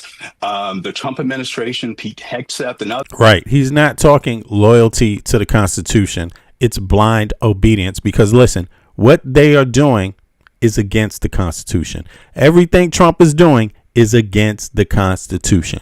Right. And so they plan on going to jail. That's why you saw you see, what's this sycophant, one of his main dudes. What's the guy's name that was in the election, was part of Trump's election group? What was it? Damn, what's this guy's name? I forget it. He also interviewed Jeffrey Epstein. Yo, folks, in the chat, let me know. Do me a favor. Click the like button, too. Anybody, if you're watching from your home, do me a favor. Pick up your remote control and click the like button. So more people can find the stream. Also, if you're in the chat is open. Do me a favor. Click the like button also. It helps more people find. Now, Steve Bannon is his name, right? Exactly, Eric. Steve Bannon said it. He said it. This is recently. He said, if Democrats get elected, we are all going to jail. That's what he said. Now, he acts like a drunk, and he probably is. He might even be a pedophile. Who knows? He kind of is creepy like that. You don't know if he's killed some little girl. You don't know if he's a part of what he's a part of, how deep it goes with Steve Bannon. But one thing you need to know, even though he looks creepy and he looks weird and he's likely a drunk, you need to understand when he says if Democrats get elected, get control of Congress, we're all going to jail. He means it. Like, he understands the depth of the treason. He understands that. You see what I'm saying? So, yeah, that's where it's at with them. They're not following the Constitution. We've already exhibited this many times. They pretend like other Americans don't fucking read or don't know the Constitution. They act like they're talking to a bunch of immigrants. Motherfucker, I'm not a fucking immigrant of the United States of America. My fucking family on both sides goes back to the colonial period. And there's plenty of people like me. We don't give a fuck what you think. No one needs you to qualify what the fuck the Constitution means to me or my motherfucking rights. Like, fuck you. I come from Washington, D.C. We grew up reading the fucking Constitution in public school. Okay? What the fuck? You know, we know some civics. At least my generation. My generation knows civics. You see what I'm saying? And I really hope the rest of you implore to your children to know their civics also. That is, know the Constitution, know the Bill of Rights, know their rights, know the entire, really at the very basis of your existence, you need to know your rights and take it seriously. And I'm going to tell you, once they understand that you know your rights too, and you start doing things to give them signs that you know it, that you take your rights seriously, like lock up and load serious. They're going to start taking you serious too. If you don't let them know that you take this shit just as serious, they're going to attempt to walk all over you. they're going to pretend like it's their country. And a lot of these motherfuckers are immigrants themselves. Like, straight up. A lot of these maggots are fucking immigrants.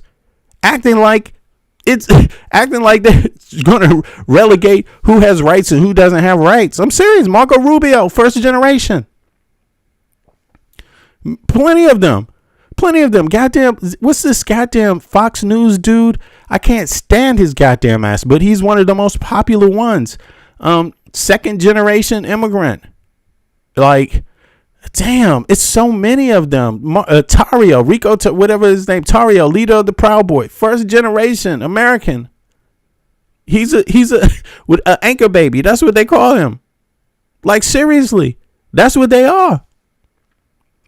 And if you let them play this game, this magic game of I'm going to hold the flag and I'm going to pretend like, that I know what's right. And I mean, you're the damn fool if you let them do this to you. It's you who's actually the fool. Like, straight up. I'm just saying, you let them don't say I let them do this shit to me. That would be a lie. Others, they are putting people in place, even in these discrete departments, who will do exactly what Donald Trump wants done, despite what the facts are and despite what the law demands. And what we see, this is playing out, is these decisions are making our countries less safe, and they are potentially even endangering our troops. This story right here, very few things surprise me anymore, but this one ranks pretty high.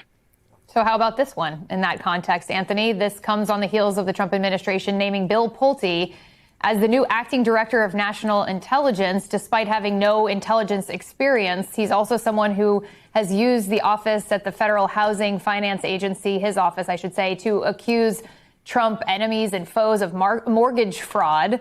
Even Republicans had a hard time answering questions about seeing Pulte in this role. Let's listen. Your reaction to Bill Pulte's nomination for Director of National Intelligence? The president just announced it. My understanding is the Senate doesn't have a role in confirmation of an acting director, but would you like a role? I see no evidence of any qualifications for that job. We don't need a weaponized DNI. Professionals. If he's somebody that wanted that position permanently, he's got, as you all know, a lengthy road ahead of him. Do you expect to see more organized opposition, especially now that you have those so-called wounded bears in Congress? You have the Republicans who have been burned by Trump themselves recently. Right. I certainly don't think this is not a viable option if he were to be nominated for the permanent role. But, according to the Vacancy Reform Act, the president can place this gentleman into this role as the acting director of national intelligence for a period of 210 days. And that gets him and his administration through the end of the year. Of course, we have a midterm election before the end of the year. So that's my first red flag. I would note here that we are coming up on the 25th anniversary of the 9/11 attacks on our country.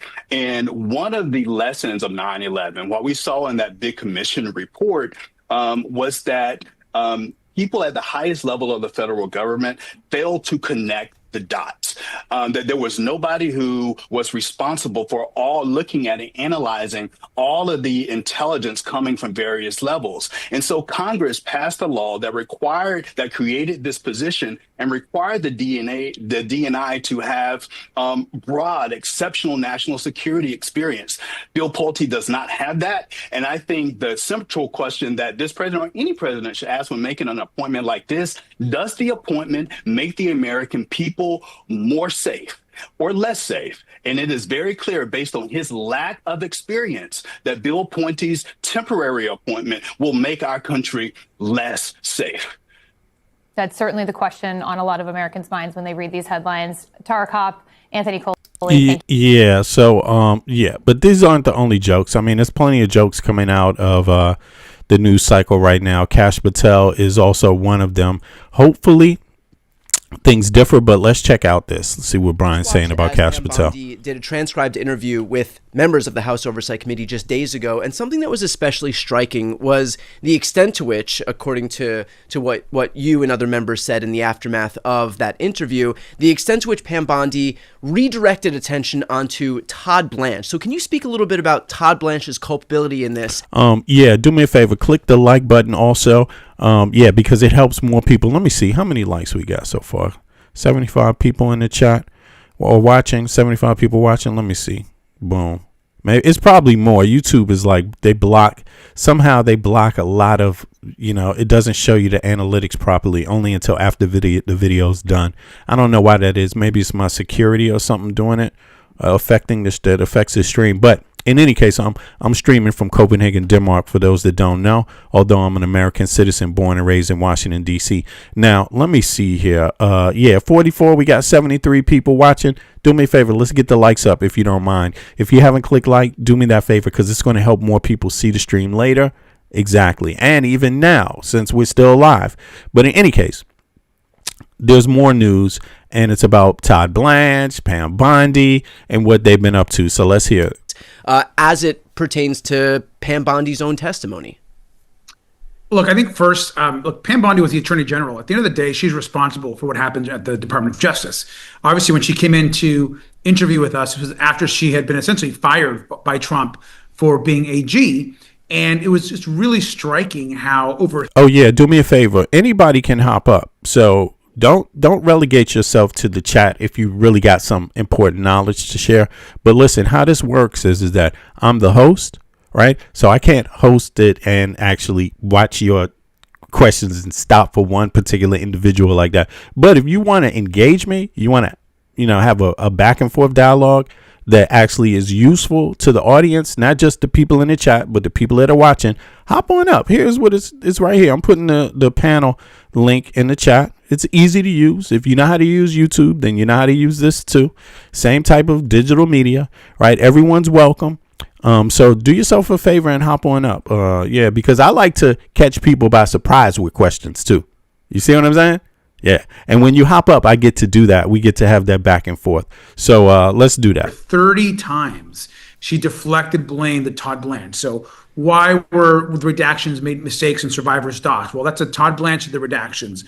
Why was the files 3 million documents still missing? Well, Todd Blanche was in charge of the Epstein files. Why was Ghislaine Maxwell moved? I have no idea. Ask Todd Blanche. And so, look, when the transcript and the full transcript is reviewed by everyone, I think it's very clear that she is deflecting to Todd Blanche. So we need to talk to Todd Blanche. And at the same time, Pam Bondi wouldn't take responsibility. I mean, I asked her directly 5 separate times questions about President Trump, what he knew, if he directed anything, and she refused to answer any questions about President Trump. In fact, she had a Department of Justice lawyer next to her basically telling her not to answer the question. So it was pretty clear that she's part of this cover-up and that she's putting blame on Todd Blanche. What rationale is there for the DOJ to have a lawyer with Pam Bondi if Pam Bondi is no longer at the DOJ? She's there in her capacity as a private citizen. It was Pam Bondi who was called in to testify, not the Attorney General, because she's no longer the Attorney General. And so what grounds is there for the DOJ to even be involved in that transcribed interview?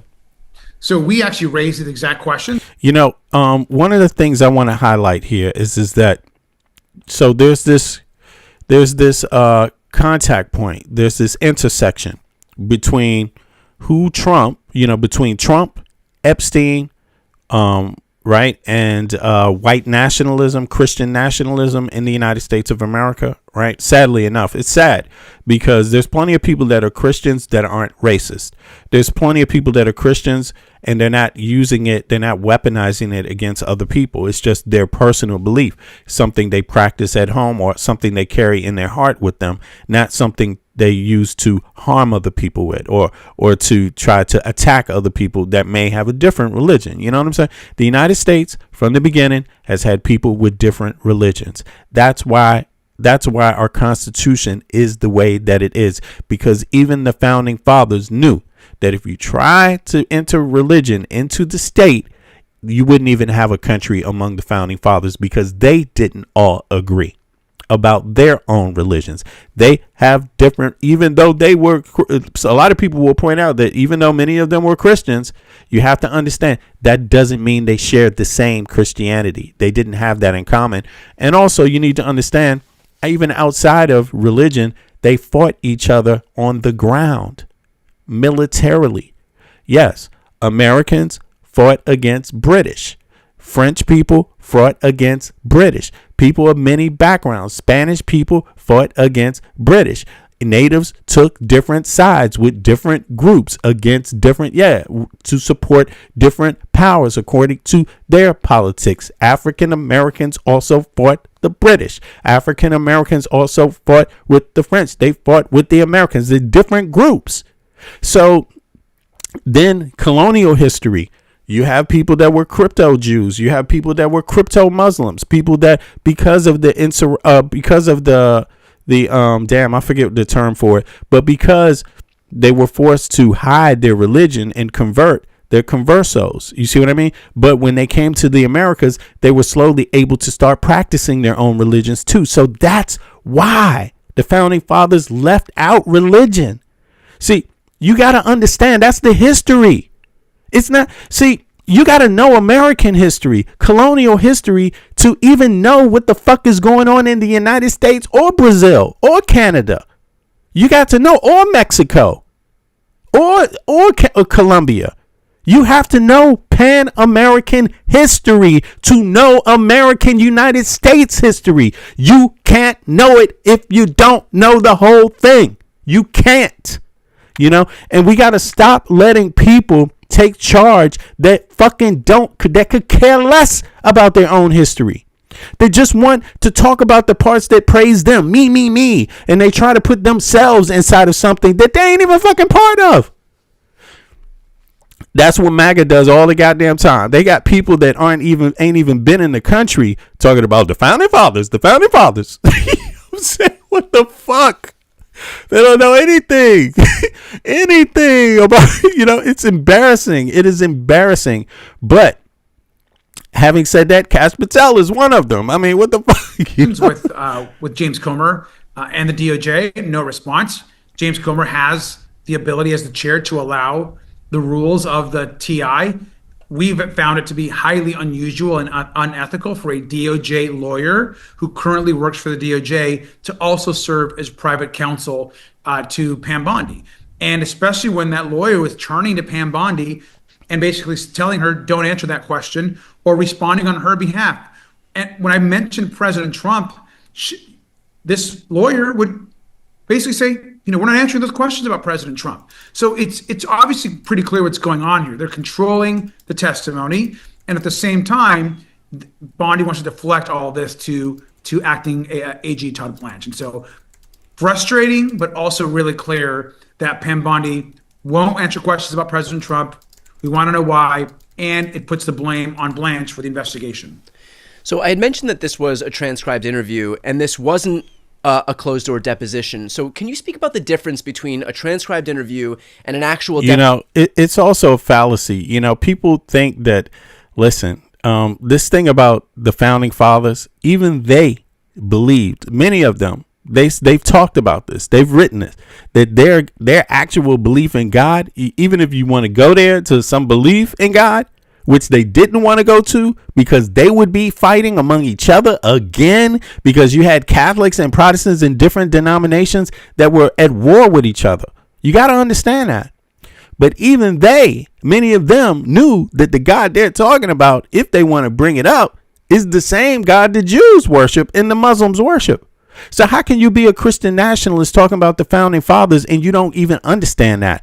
Look, Protestants, overwhelmingly Protestant society often held standard prejudice of their era regarding Islamic culture. Their education and enlightenment, philosophy, classical history, and comparative religion gave them a clear understanding of monotheism. Very simple, right? Universal creator, right? Deist, theist, right? It's different groups. There's so many different groups. You see what I mean?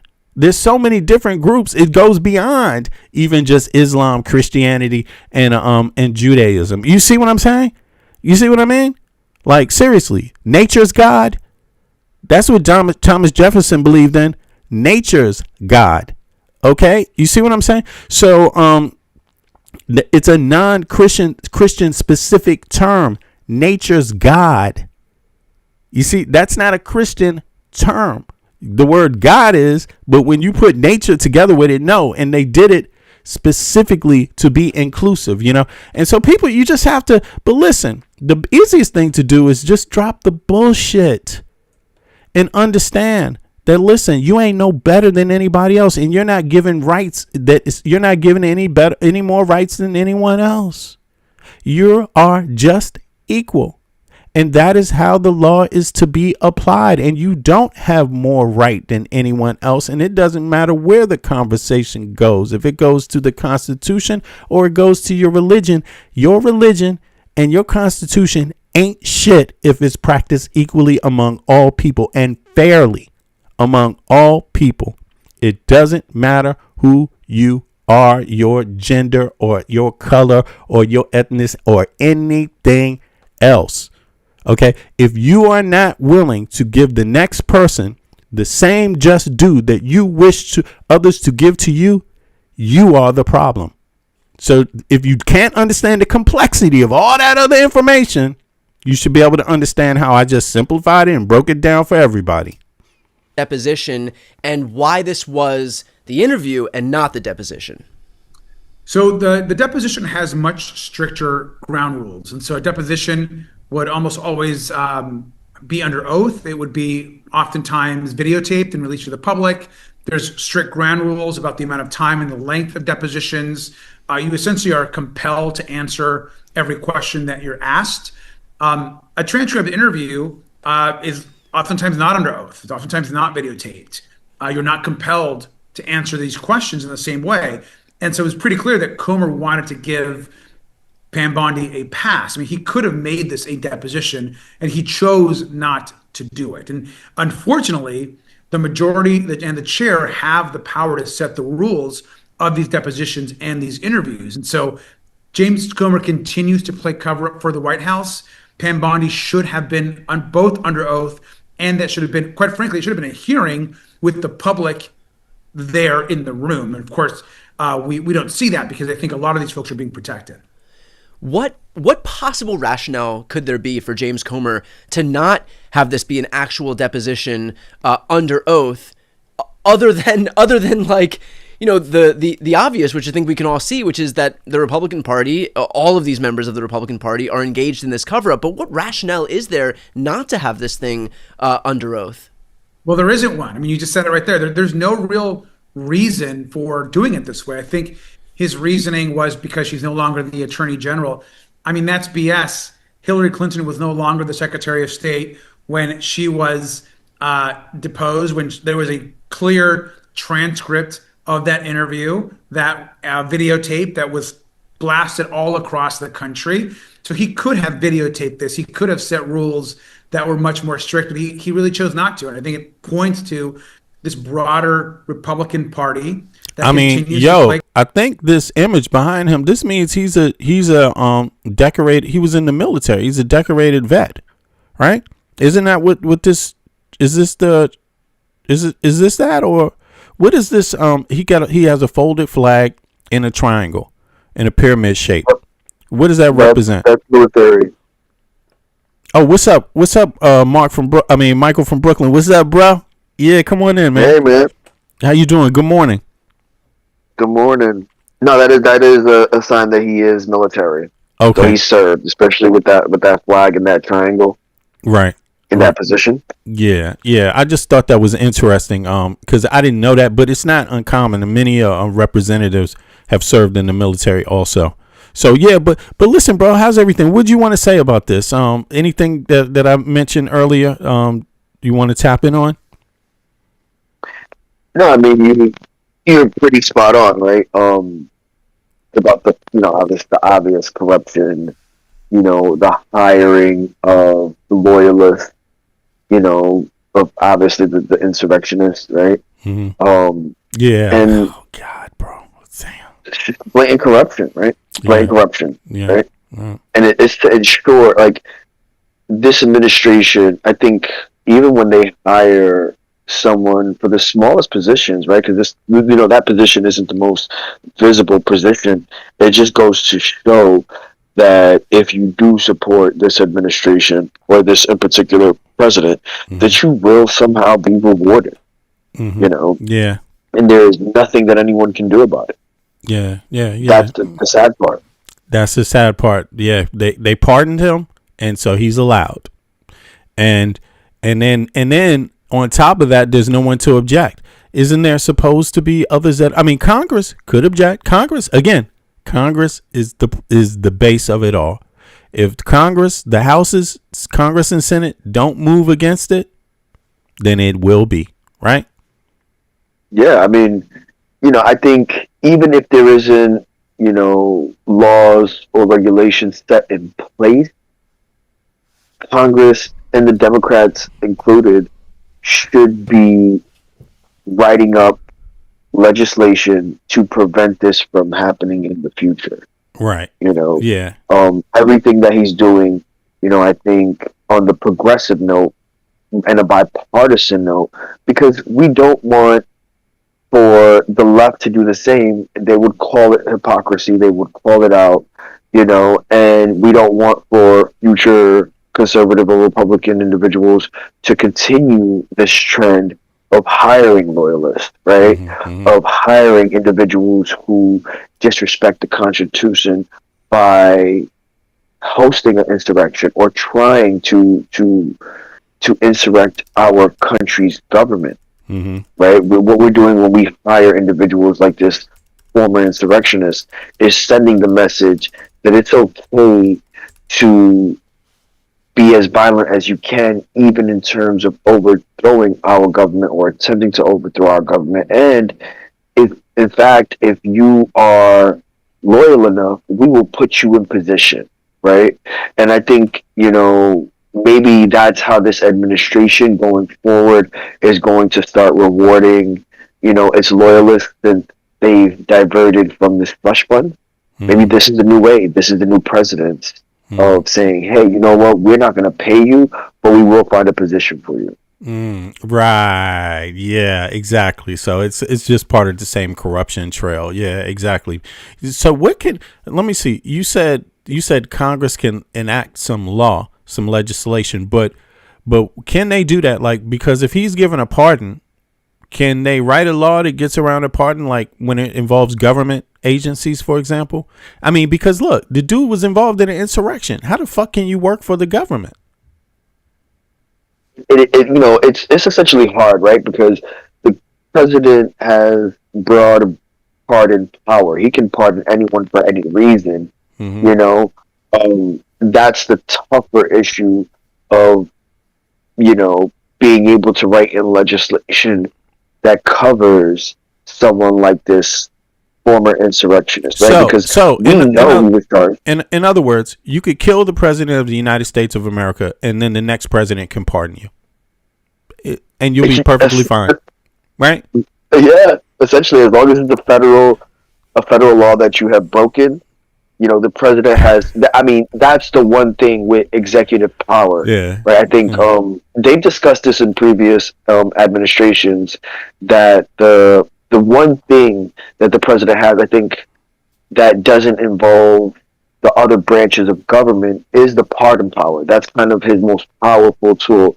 The two tools would be executive orders and pardon power. Those are the two powers granted to the executive branch in the president, right? And that's hard to kind of write legislation around, especially when you're pardoning someone only to put them in position, but again, it shows what is capable of the executive powers. I think the one thing we can take away from learning what Trump's position and this administration has done is the broad use of its powers, of their powers. We are seeing firsthand what it is to have the executive power in full effect, right? So when we have, even a Democratic president, hopefully in the next term, that president can no longer use, just optics of for not doing something, right? We understand that, this president has gotten the least backlash, they're the least vocal about it. And it's great, it's nice to see that, left alternative news is covering things like this, but where are the consistent voices, right? I want, the individuals in the chat to understand you don't need to be running a campaign to host rallies, right? And at these rallies, you should be calling out this hypocrisy at any given. We have so many examples from this administration of hypocrisy that need to be highlighted on the political level, right? We, the people, understand that these are questionable tactics by this administration, but where are the vocal leaders on the Democratic side to continuously call out this administration by just simply rallying? Wherever your home state is, if you're in Congress, if you're, in Senate in general, you should be able to host rallies. You should be able to host gatherings that call out this hypocrisy, that are, we no longer need legacy media to cover anything, right? Yeah. You as a politician can have independent, liberal journalists or left-leaning journalists who are willing to cover these things. You can be your own media outlet now. It's exactly. Yeah. And they have the power of the seat. So that means they can't be sued really the same way, right? Yeah, exactly. As long as they're speaking politically about politics and speaking about other politicians and their activities, right? They can't really. Yeah, they have some shield. That they do. Yeah. Let me see. Somebody named Suburban Conan was in the chat and wrote something like, "You dumb fucks didn't know that he was going to drop bombs on his way out." And blah blah. I don't know what you mean by that. Like, you don't watch my program? Like, bro, I've been saying that the whole time. The only difference is that I usually don't call people dumb fucks that I don't observe for some time. So, but in any case. You're welcome to hop up, Suburban Conan, and have a dialogue if you like. Yeah. How you gonna know? Please. Yeah, go ahead. Call in. No, call in. You want to share your perspective in the chat, and you want to redirect the chat's attention. Call up so you can be a part of that conversation, right? So we can have this discourse, see what your point is, if you even have a point, right? Because I think a lot of the people who say comments like this say it to rage bait. They don't necessarily even have a point. They're projecting some for some other reason. Let me see. Kev Dog says, I have a question. Are white folk really to blame for everything? I am trying to deconstruct for real. Anyone agree? No, they're not to blame for everything. Well, I don't even talk like that. I don't make comments like that, because to me, that's not the point. The point is dealing with right and wrong when it happens. Like, if you try to, who believes that? I don't get it. Well, listen, nobody's to blame for everything except the billionaires right now. In the context of the United States, yeah.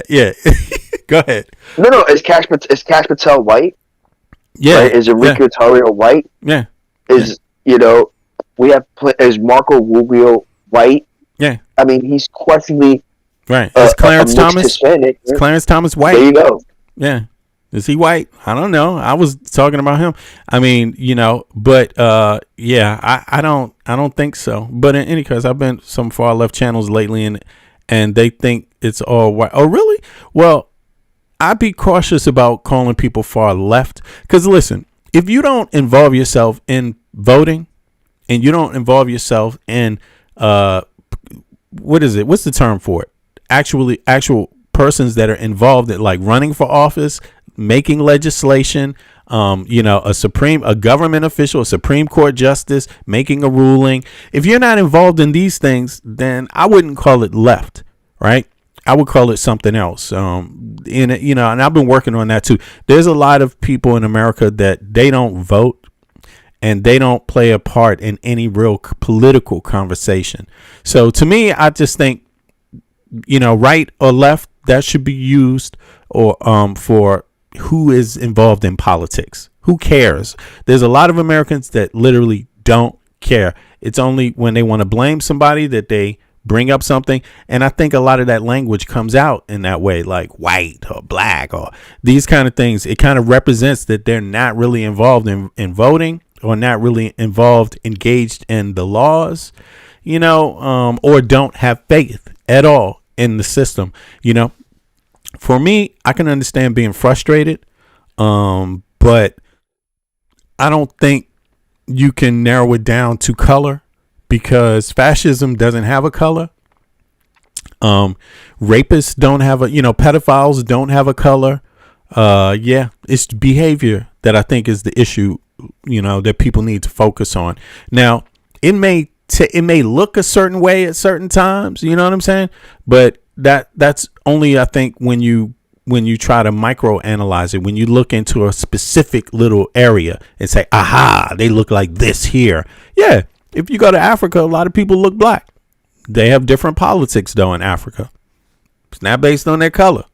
Different religions in Africa, not based on their color.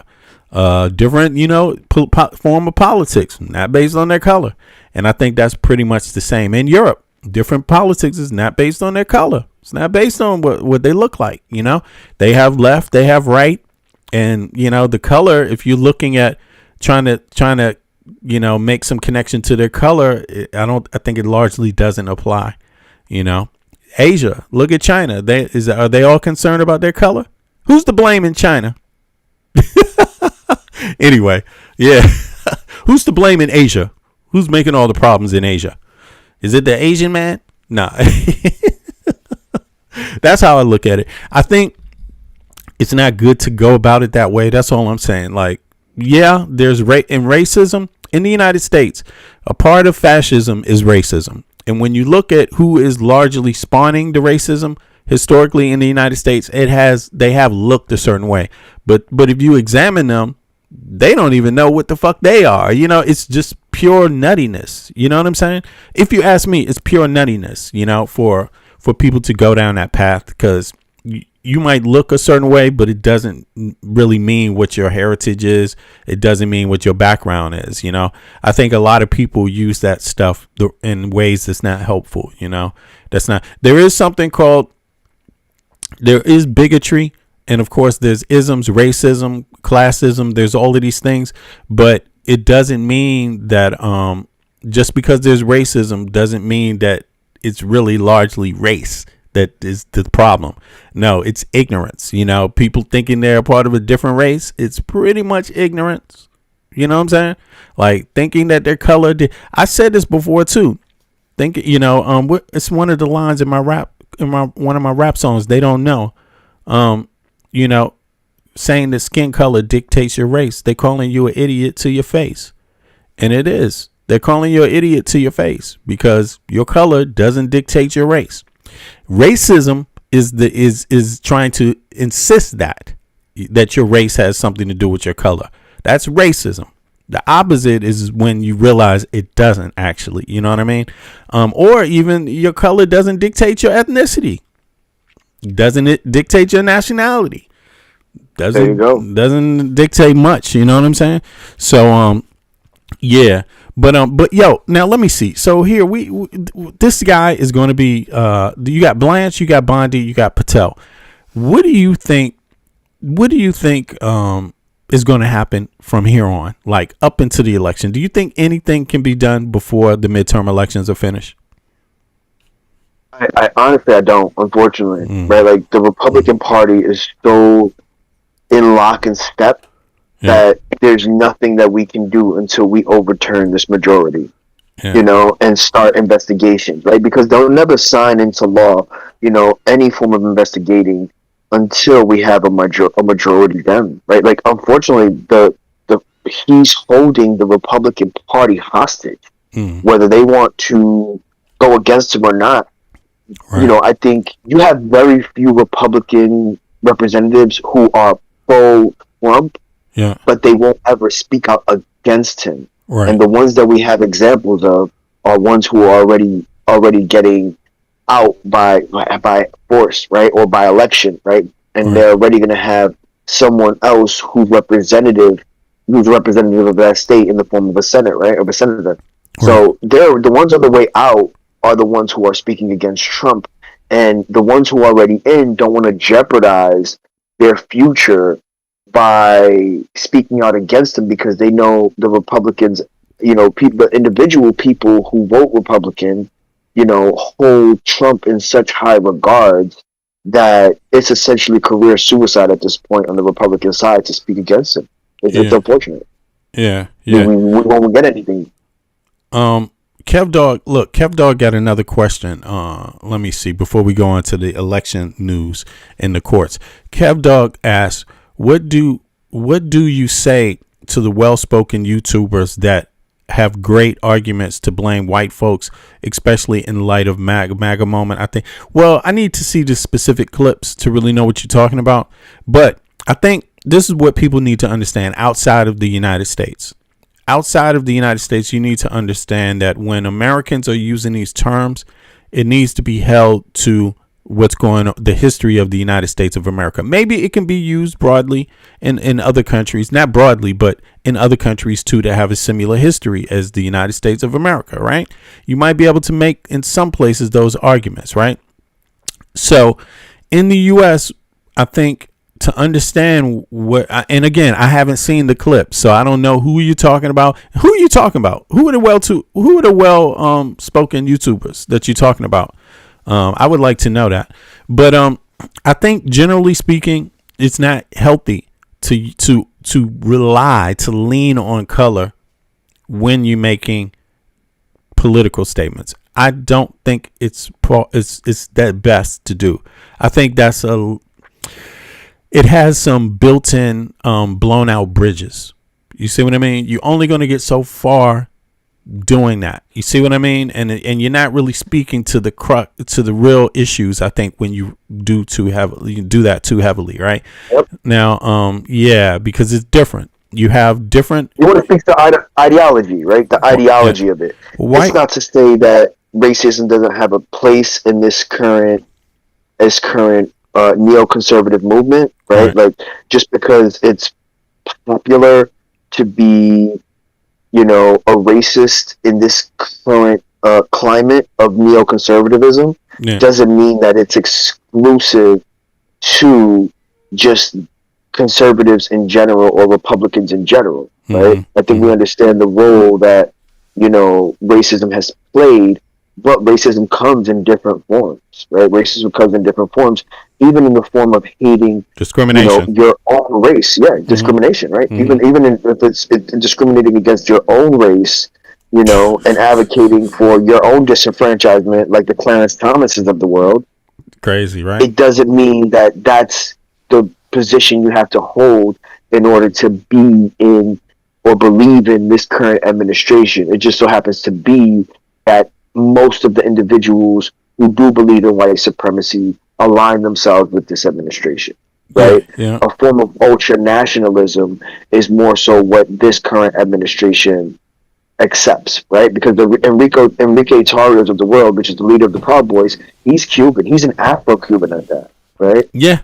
But yet he holds racist ideology and discriminative ideology. He's pathetic, man. He is pathetic. Kev Dog, why don't you hop up, man? And you need to hop up and speak a little more freely. You know what I mean? Like, let us know who you're talking about. Name some names, but hop up and ask the question. I think it's a good question, but let's hop up and have a dialogue.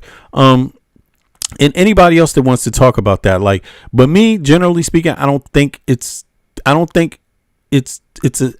that's going to get you where you want to go. Like, leaning on generalizations, white people, black people, because it's not 100% when you're talking about any group of people. Even when you're talking about black Americans, they don't all agree. 20% voted for fucking Trump, yo. Like, what? And I don't agree with that shit at all. I don't have nothing in common with that. What the fuck? Don't blame me for what they did. I'm not, so don't generalize, but also, if you're talking about the history or you're talking about politics in the United States, well, politics is part of the history. And, it changes. The politics change because of the history, and in my view, you see this extreme movement right now because because they know that they're like a dinosaur. These people are like dinosaurs. They think like dinosaurs. You already see it. They believe women shouldn't have the right to vote. Literally. They believe things that are just ridiculous when you're talking about modern day democracies, like ignorant things that are suicidal to think. Like if you remove the left, if you remove the blue states or the left, let's just say the people from the left, if you put a wall between them and the red states people would kill themselves. Like they do nothing. They're basically sycophants, poor people that support billionaires that hate them. They're ignorant. So if you separate, in my view, the blue states, people that have left ideology, people in the left are willing to work together. People in the right are not. So let the people from the left separate from the people from the right, and the people on the right will kill themselves with their own policy. They're stupid, in other words. So I believe that they're fighting like this because they know they're dinosaurs, right? They know that their way of thinking is just old and outdated. And so I think when we start talking about the politics, we got to understand that there's never been a time in the United States where all white people were on the same side. That time has never existed. So we need to stop saying white people. You know, it's just not that. Now, there have been the government enacted anti-black laws, but all white people didn't agree, which is why you had wars, which is why you had different legislation for different reasons. Was it perfect? No. But are you perfect? No. So that's how life works. Nobody's perfect, right? And so, you know, there's anti-black laws. There was anti-Native American laws. There was anti-women laws. There's a whole lot of shit laws out there, a whole lot. And they're trying to enact a lot of it. Who's trying to enact a lot of it? Well, there's specific groups of people that are. It's not their color. You know, some people don't want women to be able to control their own bodies. Some people don't want that. Some people don't believe you have the right to your own body, to make decisions about your own body in America. That's a political movement. They don't want women to own their own body. They don't want trans people to own their own body. They don't want gay people to own their own body. They don't want even others to control their own body. I mean, it's just a whole group of people that think they're the modern day slave masters, and they get to decide what someone else does with their own property. You know, and the property is your body, a human being. That's what they're talking about. And they want to re-legislate that, you know. So who are these people? Is it a people of a distinct color? No, because look at Clarence Thomas. He's helping their ass. He's black. Look at all these other black people out there, sycophants out there. Who was goddamn Mark Robinson, goddamn North Carolina, talking about African Americans are the ones that should be paying reparations, not the other ones. Like, what the fuck? You know, so there's a lot of hypocrites in town. And so I don't think it's helpful. White people don't have the same history in America. Even the ones that's been there since the colonial period, they don't have the same exact history. So if you're not willing to acknowledge that, you're not going to see and understand the politics and what's happening fully. That's what I think. And I think it's problematic. Are there racist white people? Yeah. Are there racist other people? Yeah, they are. There are a lot of different racist people out there that do dumb shit all the time and hinder their country, harm their countries. You know, do they always look a certain way? Nope. They don't always look a certain way. There's some Arabs that can be racist. There's some Asians that can be racist. There's some, you know, all different kind of people. African, black people that can be racist. They can be xenophobic. Yeah, all that shit. Xenophobic, homophobic, all that shit. Anti-women, all that shit. You know, anti-democratic, all that shit. You know what I mean? So there it is, you know, and I think if you don't say that, you're not going to help. You're not going to really help. You know, it's a behavior problem. It's not a color problem, you know. So people that think the problem is color are generally called racist. You know what I mean? So, yeah. So on that note, all right, let's see what's inside of what Democracy Docket has to say. As a matter of fact, Here, I'm going to put this video in the link, so people in the chat, the link in the chat, so people can hook up with Mike Elias in Democracy Docket. Yo, he's at the top of fighting for democracy in the courts. He's the top litigator for democracy, not Democrats, democracy, right? So if you believe in democracy and you're on YouTube, you should probably subscribe to his channel. Yeah, because he's actually there doing the somebody says, so you're the racist, then who are you talking about? No, I don't understand that. Why don't you hop up and explain it? No, I actually combat racism. Yeah, so some people don't pay attention to much. All you have to do is look a certain way and you're a racist. So yeah, there you have it. But let's go. Harry, welcome back to Defending Democracy. Mark, it's so good to be with you. And I know you have a great and deep bench at Democracy Docket, but can I just say, for lovers of democracy, we're really glad you're back from vacation. Well, I wish I could say I'm glad I'm back, but I am back, and I'm rested, and I'm refreshed, and I'm ready to roll. What was the old Nixon line? Tan, tested, and ready, or whatever? That's you. There you go. So while I was gone, we got a bunch of news, and all of it seemed to be further evidence of the Trump administration's effort to kind of like just seize powers it doesn't have. We've got the executive order around voting by mail, which which my law firm and I are challenging in court. We've got the slush fund, just a little $1.8 billion between friends. Right. We've got Bill Pulte plus a no audit policy.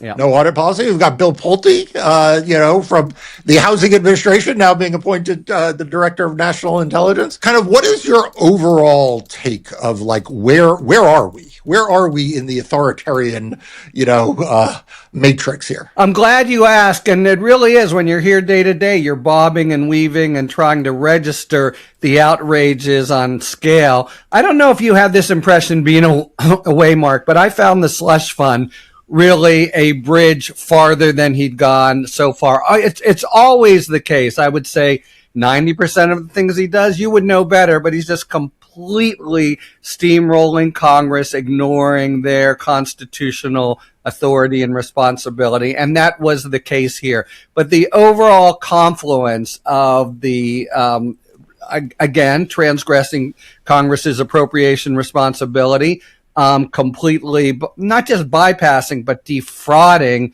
the federal courts and its policy of not being able to act on collusive lawsuits, violating the DOJ policies itself in several ways, but then just more broadly, the sort of trying to shove down our throats, not just a huge payday, but a payday to the people we saw commit among the most scurrilous crimes in the history of the democracy, and that he has tried again and again in sort of Orwellian fashion to whitewash and transform into heroes and himself into a hero in extolling them. So that felt to me like a sort of crystalline moment, second only to the pardons of the January 6 offenders themselves. And I've been sounding the alarm on that as yet a farther kind of transgression, the sort of thing, and I don't say this lightly, that might justifiably give rise to articles of impeachment if the House were to change. The other things you say, I see you. And the things coming down the pike, the different developments in trial were themselves, and in many ways, they were heartening developments. And the courts really pushed back as they have. I think it's been other than that fun, a bad fortnight for Donald Trump. Yeah, and Democracy Docket has been all over this. I mean, it's crazy. And if you have not already become a Democracy Docket subscriber, go ahead and do that right now. It's a big favor you can do for me. It's the only ask I have for you. Actually, it's a favor you could do for yourself by subscribing to Democracy Docket. Like he's saying, like, if you're not following what is going on, what Democracy Docket is doing in the courts, you're probably not too aware of what's going on in the courts across the country right now, because Mark Elias is that dude, and his associates, right, that are fighting cases across the country to preserve democracy. That is your voting rights. Yeah, your actual constitutional rights, the Bill of Rights, all of that shit. Your right to vote is being challenged daily. And it's not only your right to vote, your civil rights, just across the board. Every person's civil rights is being challenged by this administration. So take it seriously. And yeah, I hope people do. It's cool to be informed. It's cool to know civics. Look, don't worry about whether you got a job. Money matters, but don't worry about money's not the only thing that matters.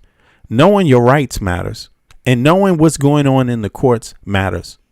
Straight up. Knowing what laws are being passed and what laws aren't being passed. Being engaged in politics is cool. So even if you don't have a job, even if you don't have a lot of money, you somebody if you have this and you're informed.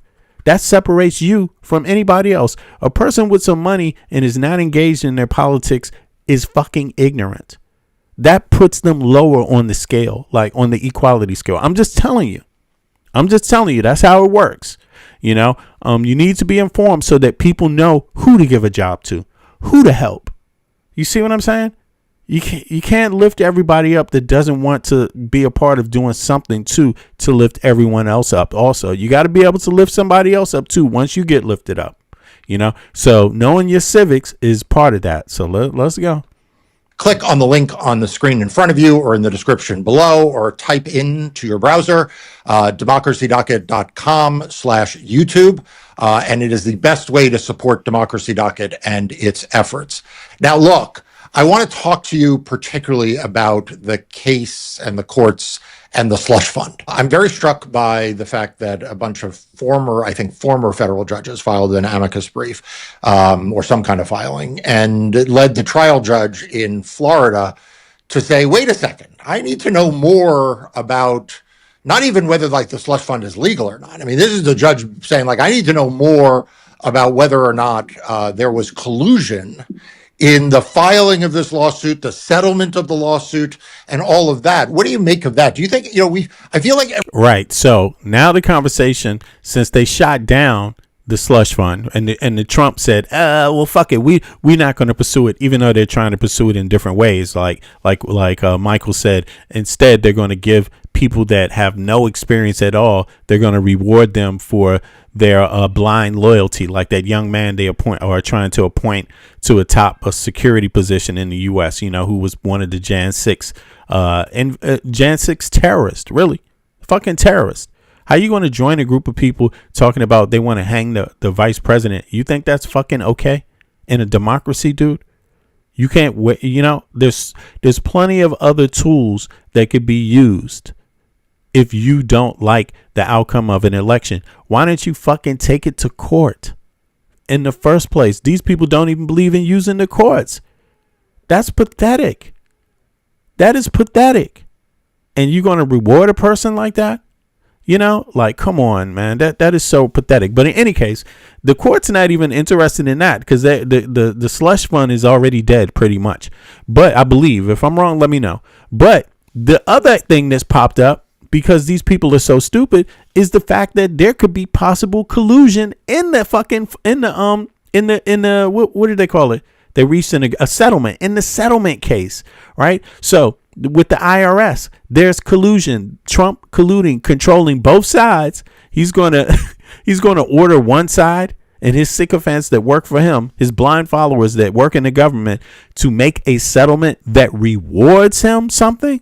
Yo, that's called collusion, folks. And now, and let me tell you, the people that do this, the people that are part of it on any side, they're not the president of the United States. So anyone that helps this president with any crime can be charged of a crime.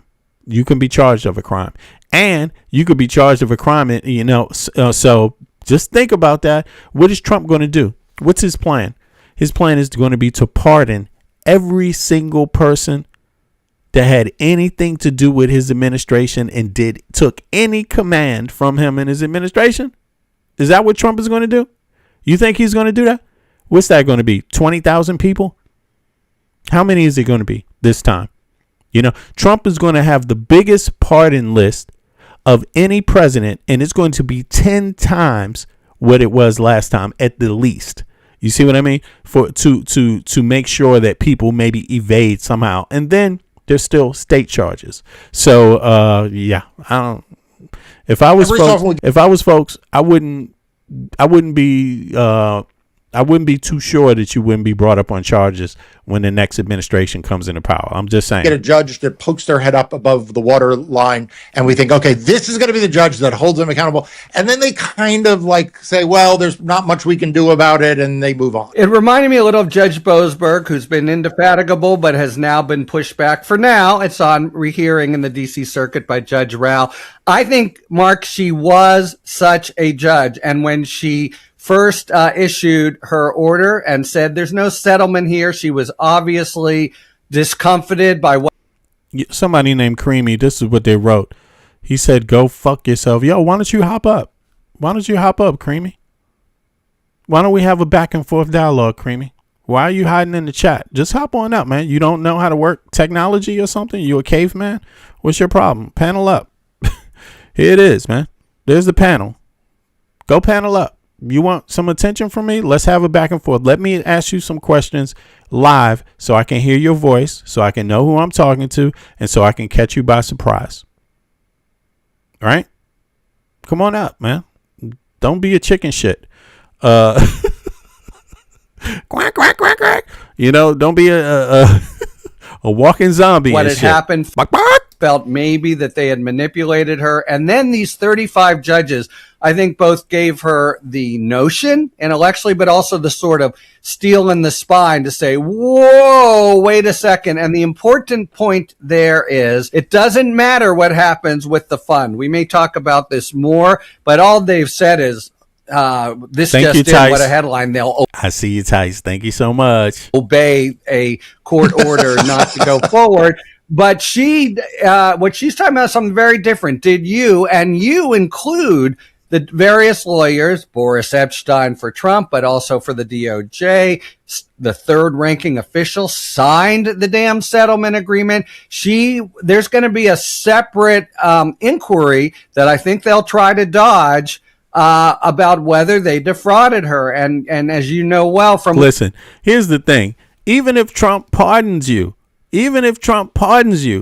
Congress can still order you to come in and testify under oath.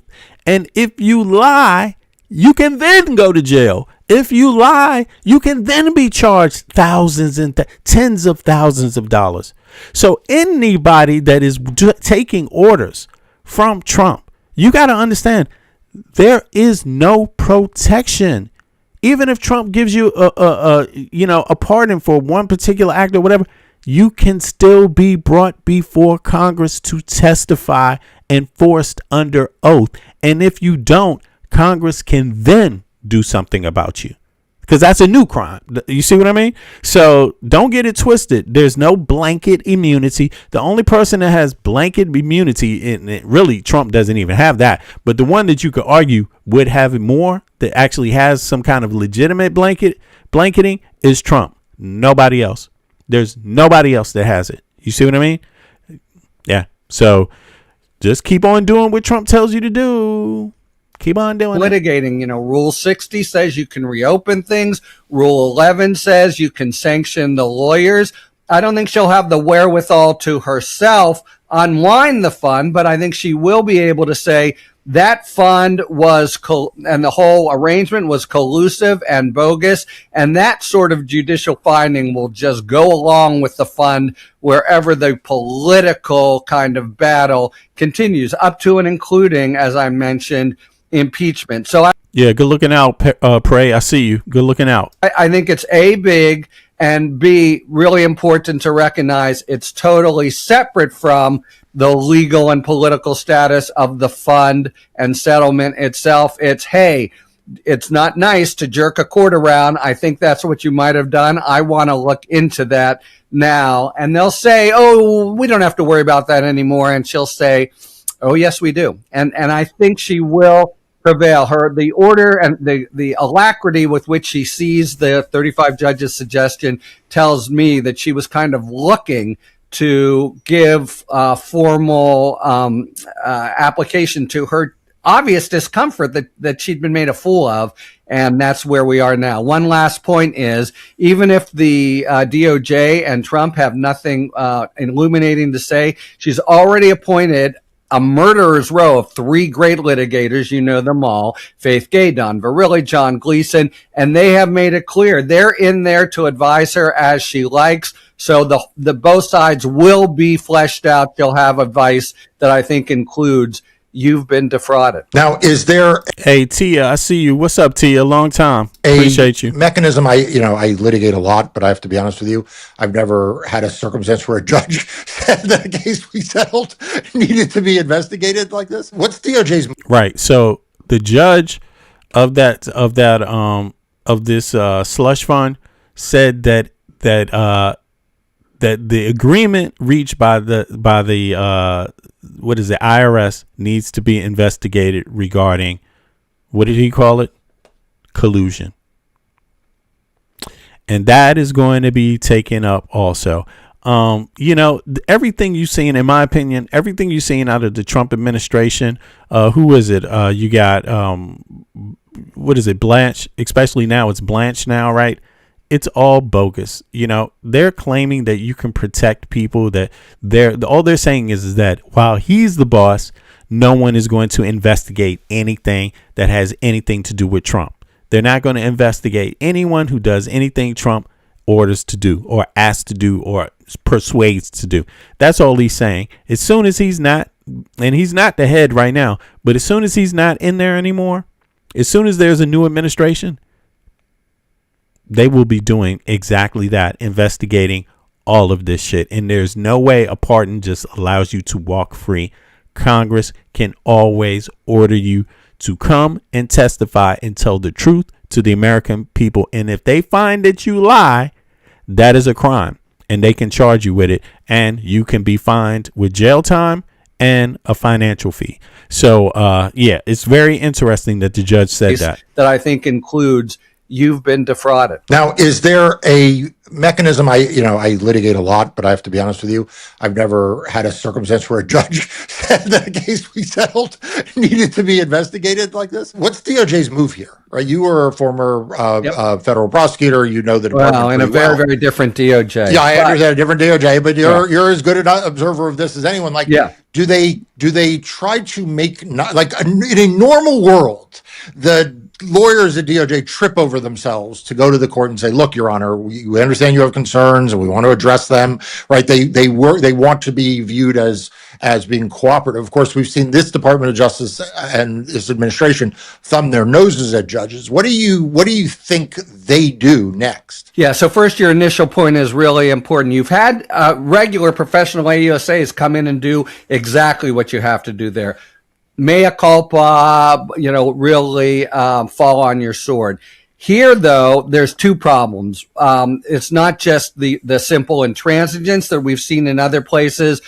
Chicago last week, the U.S. attorney said, oops, sorry about that, but then came out and trashed the defendants anyway. The judges said, looks like you're trying to withdraw your mea culpa. Here, they were already between a rock and a hard place, and that's why this voluntary dismissal was entered so quickly before even a lawyer from the DOJ had entered an appearance, because they were forced by the briefing order either to say, oh, we're not colluding with Trump, we're totally independent, which would belie the facts, or, okay, we are, he's in charge legally and factually, which would belie the Constitution. Right. And I think to get out of that tight spot is why they did the voluntary dismissal just before the briefing was due. Now she said, I still want the briefing. First, she's saying it, though, Mark, for Trump's lawyers. So they make this first calculation, Boris Epshteyn and the rest, and then maybe DOJ comes in.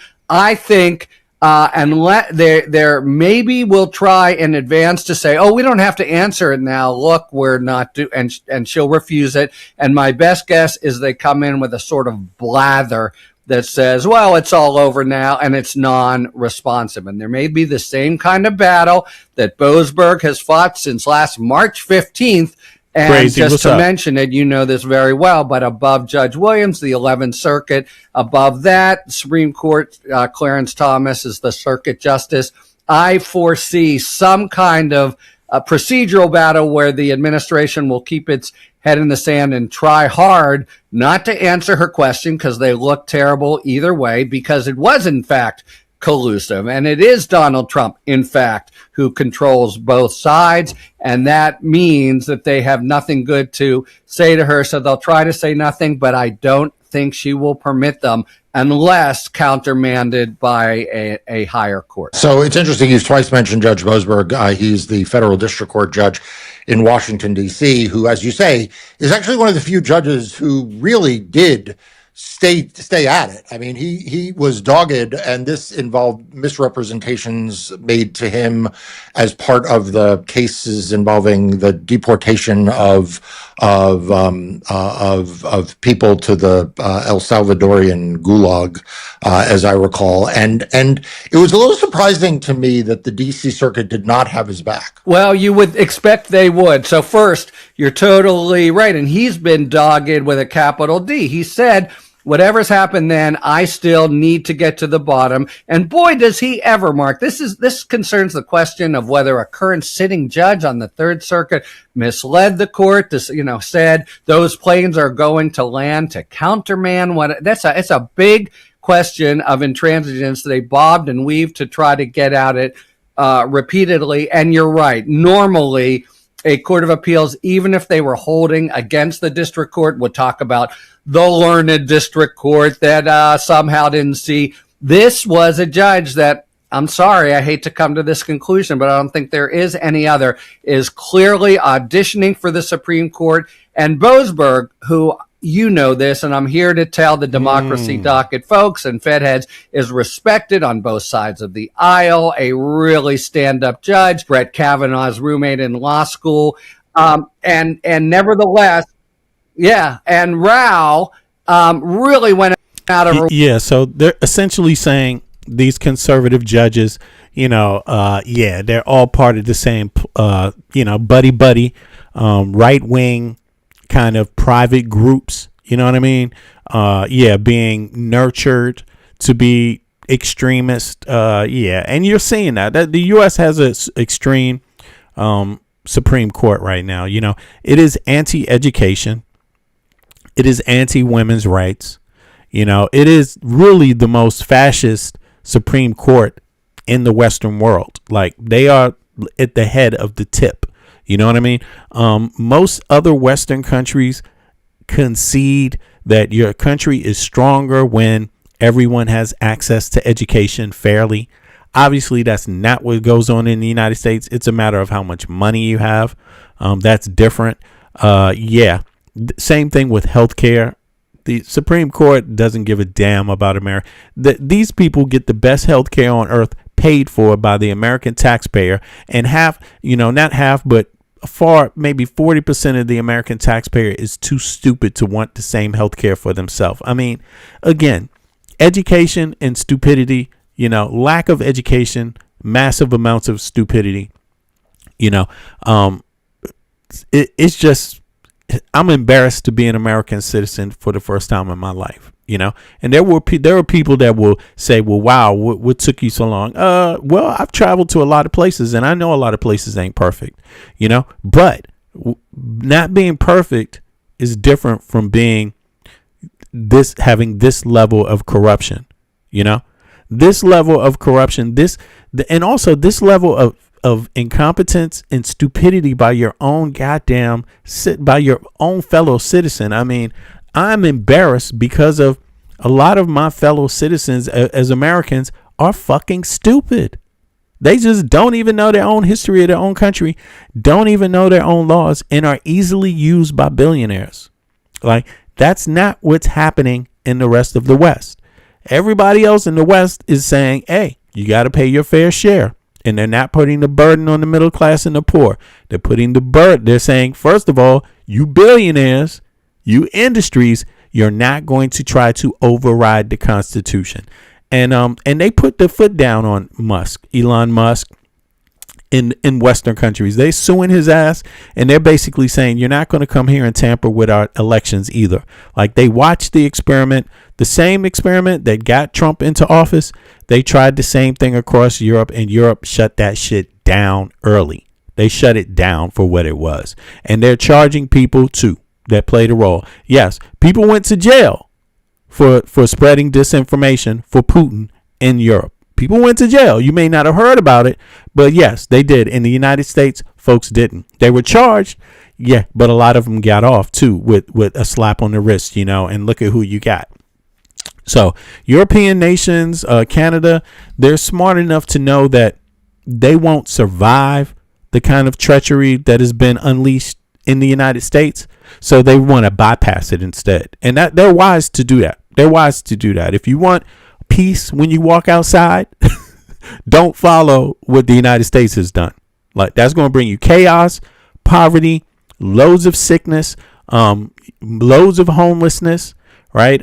It just is exceedingly horrible in the United States of America, way past any other Western nation. I mean, American citizens are happy being last in the West. They're happy with that. And here's the evidence. Here's the evidence. I never say things without evidence, but this is who I'm talking about. This is an example of what I mean, which is really, really sad. It's really, really sad, but it is fact.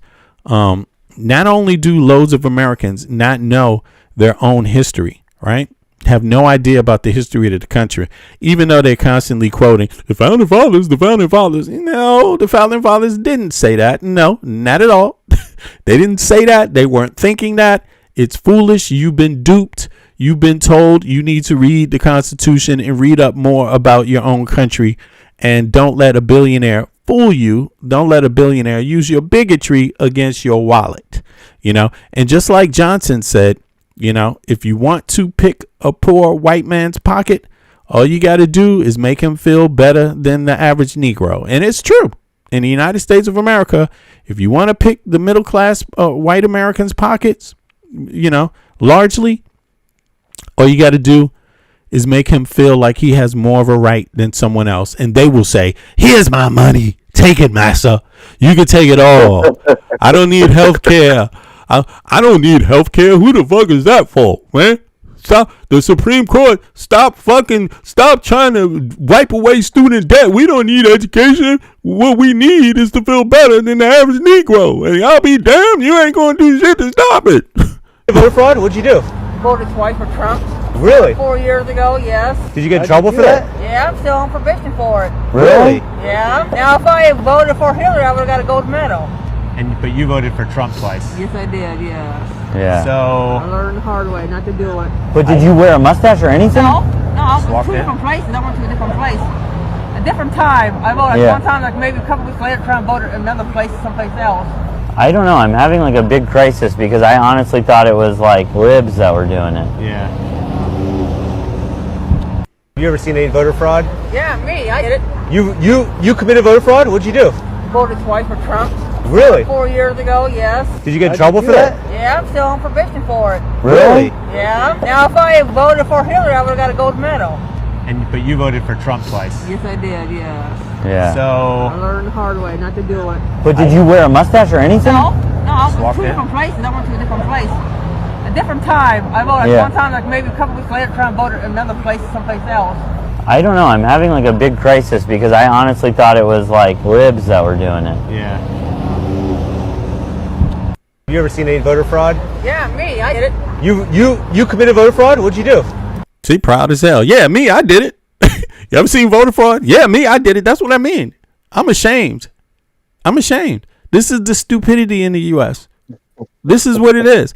Loud and proud. Yeah, I did it. You ever seen voter fraud? Yeah, I did it. Get the fuck out of my way. I'll do it again.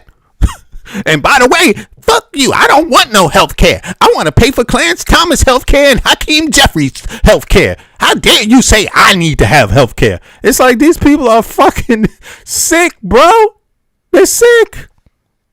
Not only did she commit voter fraud, but she's proud of it. And she committed voter fraud to make sure her brother, her sister, her mama, her daddy, her kids would be broke. while Clarence Thomas is getting millions of dollars under the table, bro. I mean, ignorance is dangerous. Ignorance is dangerous. Western world, Canada, Norway, Sweden, Estonia, France, Belgium, Denmark, Spain, Italy. Pay close attention. Pay very close attention. Ignorance is danger. Ignorance is danger. And if you want to know how to destroy the Western world, do it exactly like what the United States is doing in your country, and it will be a fact. It will happen instantly. It will happen instantly. And this is why. Because you will scapegoat all of the innocent people. You will convince the average person of one group that they have some inherent right over other regular people, and you will convince them of that to be able to rip them of their money, to rip them of their security. That's how it's done. And this lady, not only did she fall for it, but goddamn, she even went hard. She was like, I'm going to vote twice. I'm going to commit voter fraud to go bankrupt. It's like, there it is. There it is. There it is. And these people are being rewarded. And yeah, will people survive it? She's the epitome of his base, right? She's the epitome of his base, right? She is MAGA. She's the definition of MAGA. She's the definition. She needs, look, and did I tell you somebody said she needs dental care? Did I tell you Enhedslisten in Denmark, they actually want that. Listen, do you want to know what's happening in Denmark? Do you want to know what's happening now with the new government? Anybody want to know? Watch this. Please. Look, listen. Vegetables are about to be tax-free in Denmark. Wow. Vegetables. I believe now dental care is about to be added. See, only the elderly and children got free dental care in Denmark before. It's not free, but it's through your taxes, right? The taxes everybody pays. But I believe now that's going to be added. Let me pull up a list so Americans can see how stupid they are. And why their vote matters, but they're just the last in the West. While Americans are fighting to be stupid like this lady, what is the new government of Denmark offering taxpayers?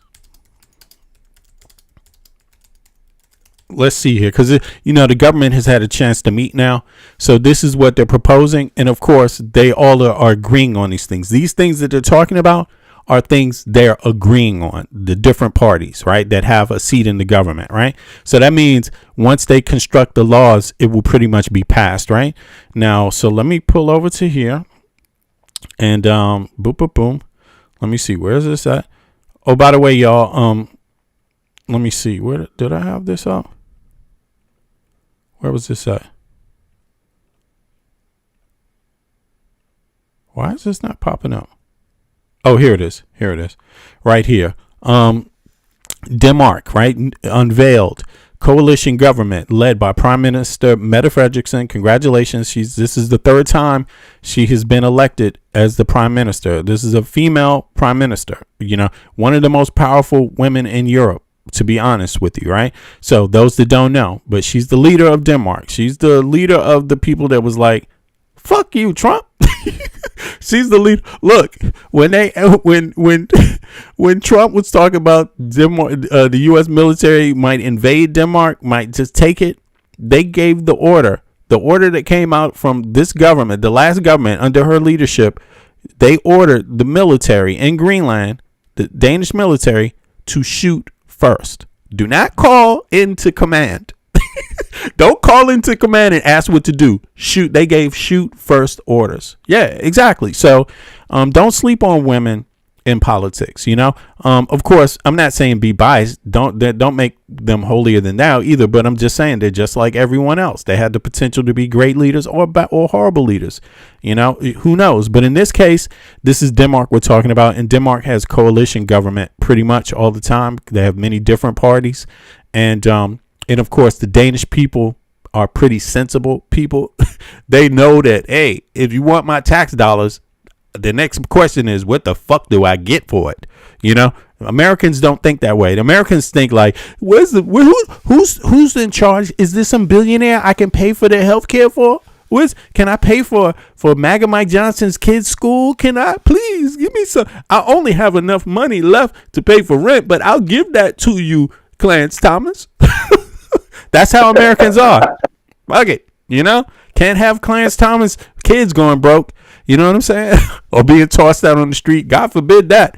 Now, it says, Meta Frederickson formed by the Social Democrats, Social People's Parties, moderates, and social liberals has introduced an ambitious new policy agenda. The new government's platform pivots towards significant tax relief, cheaper living expenses, and expanded welfare benefits for taxpayers, moving away from some previously planned tax brackets. The direct income tax relief. In a major shift from previous years, the new government is restructuring the personal income tax layers to ease the tax burden for the vast majority of working citizens. That's me. I work. Abolishing the top tax and middle tax. The previously planned multi-tier bracket system is being scrapped. Okay. That's interesting.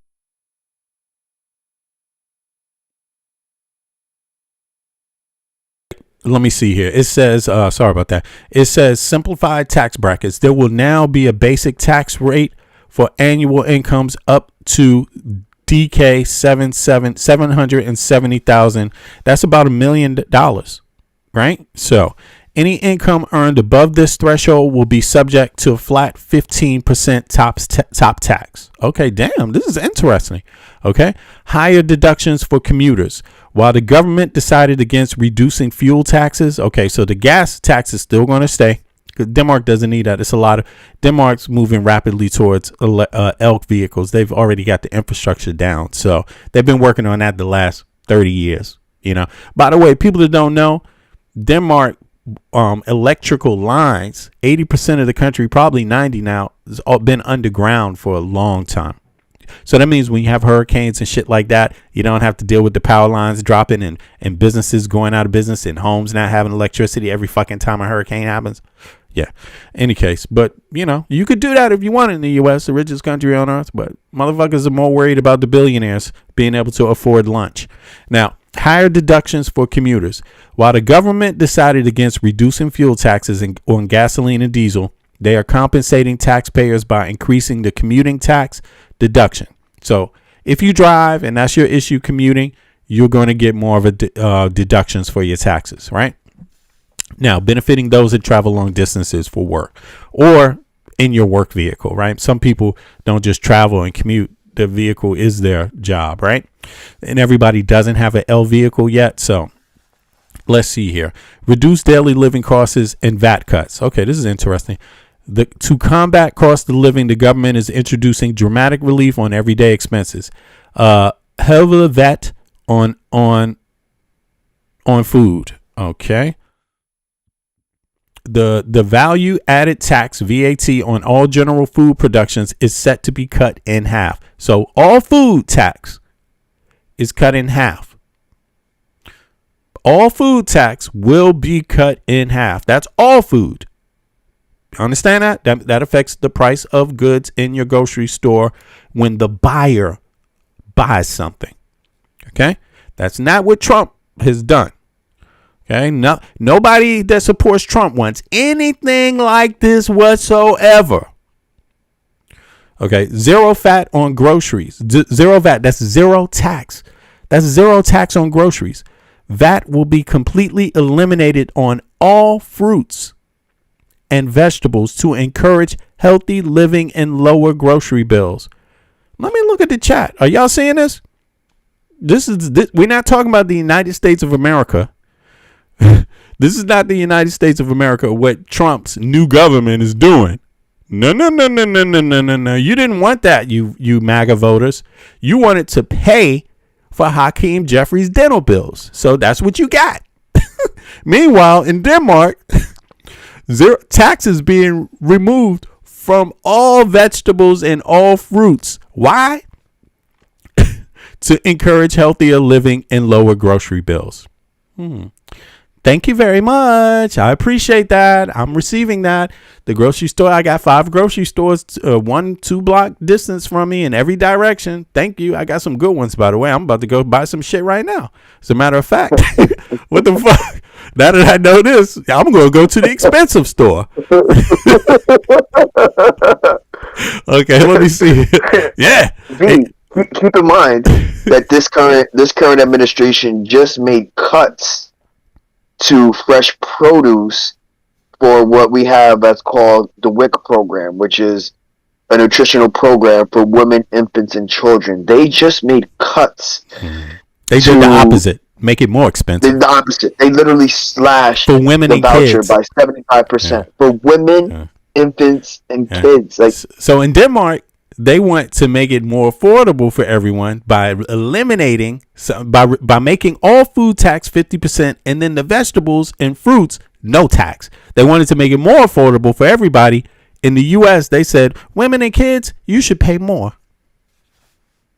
That's crazy. Poor people, poor women and kids, you should pay more. This is a direct effect of the Big Beautiful Bill. So the Big Beautiful Bill made cuts to supplemental programs like WIC, right, which is women, infant, and children, and also SNAP, which is the supplemental food program for adults. They made cuts to these programs to justify the tax cuts to the millionaires and billionaires. Make it make sense. Bro, you can't make it make sense. It means the United States wants to kill its citizens, and Denmark wants people to survive. It's that simple. No, it's two true, different right? things. Two different fucking things. You know, I'm worried about they'll bills. call it socialism. They'll call it socialism, V. Yo, and this is capitalism in Denmark. This is with social policies. With social policies. It's crazy, bro. It is crazy. It's called progressiveness. It's something we like here. Progressive democratic capitalism, right? Essentially, you know, social right, democracy, yes, exactly. Social democracy. Yes. Yeah. Now here's the next part. What's going to happen, and it's just, I think they need time to legislate it. I mean, you know, the particulars, but they all agree on this, the new government members. So that means they have enough votes, right? Otherwise, they wouldn't be able to form this government, right? Now they're saying free public transport for youth. And what does youth mean? Public transportation will be made completely free for children and young people up to 22 years. Yep. Totally free. And what are they doing in DC? Motherfucking men. They have men and women with bulletproof vests and fucking automatic weapons standing at the subway trying to figure out what kid didn't pay their transport, their subway fee. That's how we spend money in the U.S. In Denmark, you don't need, first of all, the police, you don't even need, if you want to get on the train or the bus, no one's asking you for a ticket. First of all, there is no gate. Secondly, if a ticket person happens to come on the bus or come on the train, guess who it's going to be free for anyway? Young people. It's all, you know, elderly people already get a deduction and things like that. You see, when handicapped people get a deduction, all that's built into into the situation, you know. But now young people up to 22 years old, that means anybody that's pretty much, you know, this goes up to college, bro. There's only 2 more years of college after this. Then maybe it's not covered, but people get paid to go to college here and get paid well. Okay. And college is free. Expanded welfare health benefits. Taxpayers will also see their tax money funneled into direct quality of life expansion. Free dental care. The government has pledged to transition dental care into a fully tax funded public. This is thanks to Ian Hill's listening also. So big up to Ian Hill's listening. By the way, just want you to know the leader of Ian Hill's listening actually came out to the demonstration that the Americans had outside of the U.S. Embassy earlier this year. Yeah. So just to say big up to Ian Hill's listening, because it's Pelle Drausted. That's his name. Big up to Pelle for coming out and standing with us Americans demonstrating against the U.S. against this administration, not the U.S. but this administration. Like, big up to him. And of course we've seen others, but I'm talking about on this level of the political spectrum. That was a big deal. So yeah, we stand toe to toe together with Danes against this administration attacking Denmark, making these claims, and this treatment of the allies, like, you know what I'm saying? And because of that, I have the privilege of educating. I'm American myself, but I live in Denmark. Born and raised in Washington, D.C. I didn't move to outside of the U.S. until I was 30. Both sides of my family go back to the colonial period in the U.S. But because of Trump's actions, I have the distinct privilege of sharing what life is like in Denmark to other Americans. And Denmark's a capitalistic country, democracy, but sharing what their democracy looks like, their version of capitalism looks like, with my fellow Americans back home. And this is what it looks like. Free dental care. To the government has pledged to transition dental care into fully tax-funded public health care system. Yeah, the public health care system is already fully funded. It's just dental care for people my age wasn't included. The elderly was covered and kids is covered, but now everybody, even people like myself. You see what I mean? Healthcare, dental care system, health is now funded by the public healthcare system fully, significantly reducing out-of-pocket costs for regular checkups and procedures. That is for the dentist. Thank you so much. I'm going to go. As soon as that kicks in, I'm going to go. Even though I brush my teeth pretty well and I have pretty strong teeth, but, you know, age, you know. Now, how is this being paid for? To fund these cuts, the average taxpayer, the government is introducing the principal shareholder model. This system will raise taxes on major corporate shareholders, aligning the marginal tax rates of wealthy investors closer to those top tier earners. That's how. U.S. could do it. But look, Peter Thiel is leaving the U.S. because he's like, man, I don't even want the retribution part of the Americans. Like, he's afraid for his life. But Elon Musk, look, these billionaires in the U.S., they're not even caring about the American citizen. The billionaires in the U.S. are the least patriotic billionaires in the fucking world. They literally hate American people. They think that you all are their slaves. They think your job is to just funnel money through the tax system to them. Like, they got you brainwashed to think it's not even supposed to work for you. Now, let me see something. There's one other thing I want to this is just so people get an idea of what the new government is up to. This is the new government. You see what I'm saying? This is the new government. Just so you realize that in Denmark, right? And Trump being a complete utter psycho may have actually led to this. That's the crazy part. Him being a psycho may have actually pushed this government more left. You see what I mean? It may have actually brought people together. Yeah, that's what's happening. That's what's happening. Americans, what you want? What do you want for your taxes? What do you want for the common American, for the average American citizen? What do you want? Or are you still against each other? Is make America first really mean, no, I don't want health care for all. No, I don't want education for all. No, I don't want transportation for all kids. Is that what make America great means? Wow. Wow. Wow. It means make America homeless again. That's what it means. Make America homeless again and pay your taxes. And by the way, I'm going to beat you upside the head with this stick that you paid me to beat you with. Okay? You know, enjoy. Enjoy my new stick. Whoosh. Enjoy it, slave. Enjoy your life. You voted for it. Ain't it funny? Yeah, it is. It is funny. Depends on where you standing, though. Because I wouldn't want to be standing in the U.S. because then it wouldn't be funny. You know what I'm saying? Like, straight up. Look, people are look, Paul, look at this. He said, I want health care for Americans only, not illegals. No, you don't, Paul, because you use the illegals as an excuse. That's your problem. You were fooled, you dummy. God damn. Stop talking about the fucking 0%. God damn. Yo, wake up, dude. Wake up. You come to Denmark, nobody's bitching about you going to the hospital in an emergency, man. Wake the fuck up. Stop being manipulated. You're worried about the tiny minute instead of the mass, the 99%, bro. You being fooled, man, and you deserve every bit of the pain you experience because you're just dumb. You're just fucking dumb, bro.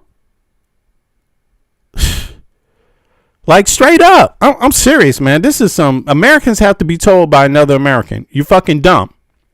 All right, here we go. Panel on up, Paul. Anybody else want to panel up? I got 15 minutes. You know what I'm saying? Yeah, I got 15 minutes. By the way, if you haven't subscribed, subscribe to my channel. I'm rocking this. We're about to change the name. You know, and I got some contributors. Big up to Michael from Brooklyn. Yeah, big up to Friars out there. Yeah. And there's some other, I have two other contributors coming up, 2 ladies that'll be contributing regularly. So I appreciate everybody on that. Yeah, for those of you that don't know, by the way, you can cop some of my music. If you into hip hop, if you into positive music, you can cop some of my music here. Let me see. Let me drop this. Where is it at? Here we go. You can find it on YouTube. You can find it on Spotify. Let me see. Let me just drop this in the chat. Here, the Nightbot is going to drop the music links. If you haven't subscribed, the Nightbot is going to throw up the subscribe thing in 2 seconds in the chat. There you go. Now, yeah, I'm going to give it a second. Anybody that wants to hop up, feel free to hop up. All right. I'm going to let people hop up, and you just put Discord on your phone, and then you click the link again. That's here at the top of the chat. Let me put the link here. It's always at the top of the chat, the panel up link. But for those that have a hard time seeing it, here we go. I will put it here. There you go. And then you can hop up once you have Discord on your phone, and then you will be able to contribute just like Michael from Brooklyn. Yeah. Now I'll be changing the name of the program because right now it's V Media. Big up to everybody that's been supporting me for a real reason. We know why we're doing it. We're triangulating the information, right? We're going from we're providing real factual information by an American citizen that lives abroad, born and raised in Washington, D.C., lived there all my life. I'm born and raised in the 70s, born in Howard Hospital. It was actually called Freedman's Hospital when I was born there. That was before the name changed to Howard University Hospital. I'm from Capitol Hill, the East Capitol Hill and Anacostia, the East Side. You see what I'm saying? Northeast and Southeast. Right. Yeah. And if you haven't picked up this book or seen the documentary, The Legend of Cool Disco Dan, I'm in that documentary too. People call me Wreck. Me and my homeboys used to do graffiti. I DJ'd for all my life in DC. So that's how I got involved in music, got moved to New York, and then started traveling outside of the US and producing music. But if you haven't picked up this book, pick it up. It's called DC Subculture from the 80s. Pump Me Up, the book. Yeah, and the book is written, you can see here, it's written by Roger Gassman and Eiley Brown, Caleb Nealon, and Joseph Pattisol. You can pick it up online for those of you that's interested in DC subculture from the 80s and 90s, right? Loads of pictures, loads of information. Yeah, it's about go-go. It's about DC subculture, go-go, hip-hop, and punk rock, right? Bad Brains. People that don't know, Bad Brains is from DC. Rollins Band's from DC. A lot of different. We got some, and at that time, you know, all these groups were playing the same venues too. So a lot of people don't know that. The home of Rare Essence is also the home of Rollins Band, home of Bad Brains. People that, you know, we don't get a lot of credit for hip hop because, you know, we always had go-go and hip hop are like cousins. So we kind of fused them the whole time. But big up to Northeast Groovers, big up to Backyard Band. I'm from the East Side, so you know, I did live in Anacostia for part of my youth, but I grew up mainly on Capitol Hill East, so that's just down the street from the Metro Club. You know what I'm saying? So those of you that know DC, know the East Side, big up to Northeast Groovers. That was the band that was pretty much pumping when I was in my teens, mid-teens, and young adult life, 20s, you know, early 20s, you know. Yo, Michael from Brooklyn, what's up, bro? You there? I didn't see anybody hop up yet. I'm here. We have Friars. Friars yo, going now. There you go, Friars. What's up, bro? You good? What's up, man? Yeah, just check on the chat, just listening in. I mean, I was probably making an observation. I forget who it was in the chat was like, one bid for America, but we don't want the illegals to have it. Oh, you breaking up, Fries? You breaking up? The person in the chat that was like, yeah, we just don't want illegals to have it. Oh yeah. That kind of rhetoric is what I'm talking about. Like you can't save these people, dude. They're because they believe the propaganda 100%. When you have Fox News every day just telling them that this is the problem, billionaires are our friends, it's illegals that are taking our jobs, not AI. You can't save these people because they'll hear you for 5 minutes and then they'll turn it back on again and they get fed that stuff and they believe it. They buy hook, line, and sinker because there's no longer laws in this country that protect Americans from misinformation. Facts, like bro. First, yes, you're first right. it was Ronald Reagan started to do those way, and then Fox News should be banned in the United States. Big up, madam.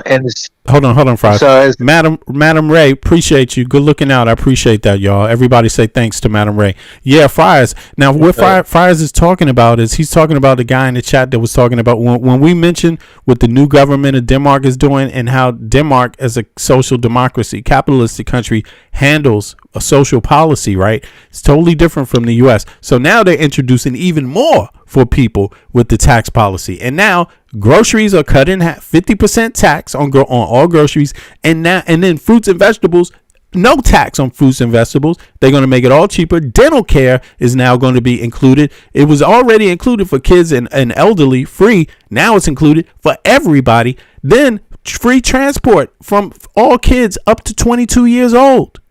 Now in Denmark, you see what I mean? So that's what Fries is talking about. And we had somebody come in the chat talking about, I'm for free healthcare. I'm for healthcare for all, but just not for illegals. You dumbass. That's why you don't have it, because you keep believing the hype that this has anything to do with any illegals. The illegals are a tiny percent. You're fucking over 95% of all Americans because you worried about illegals. You dumbass.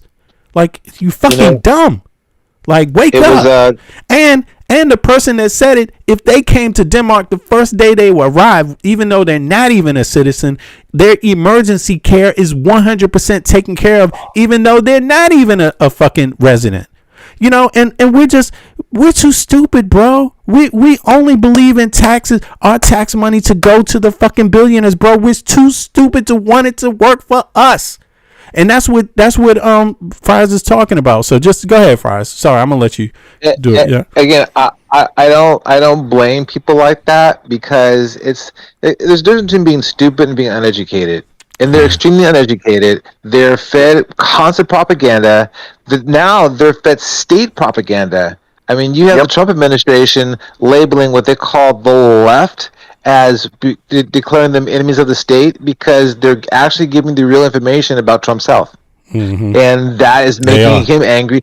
And so now they're endangering these guys' lives, because all it takes is some crazy lunatic to go out there and think, I'm doing the president a favor by attacking this person and harming this person and trying to end his life. And so this is the next level that we have. So we're so far stuck down the rabbit hole. By the way, if there was a left organizations that were funding these this propaganda and funding these protests, and funding these media corporations, they would be on that list. Like they would have tried to say they're part of Antifa. Antifa is an organized unit that needs to be fairly indicted like Al Qaeda. All right. That's what would be based right now. So I'm glad there's no official left. You're 100% right? Like they would criminally prosecute the left if it were a thing. If they could legitimately place charges on them due to this, they would, but it's not a thing. When we consider the population as a whole, illegal immigrants make up between 4% of the total population. 4%.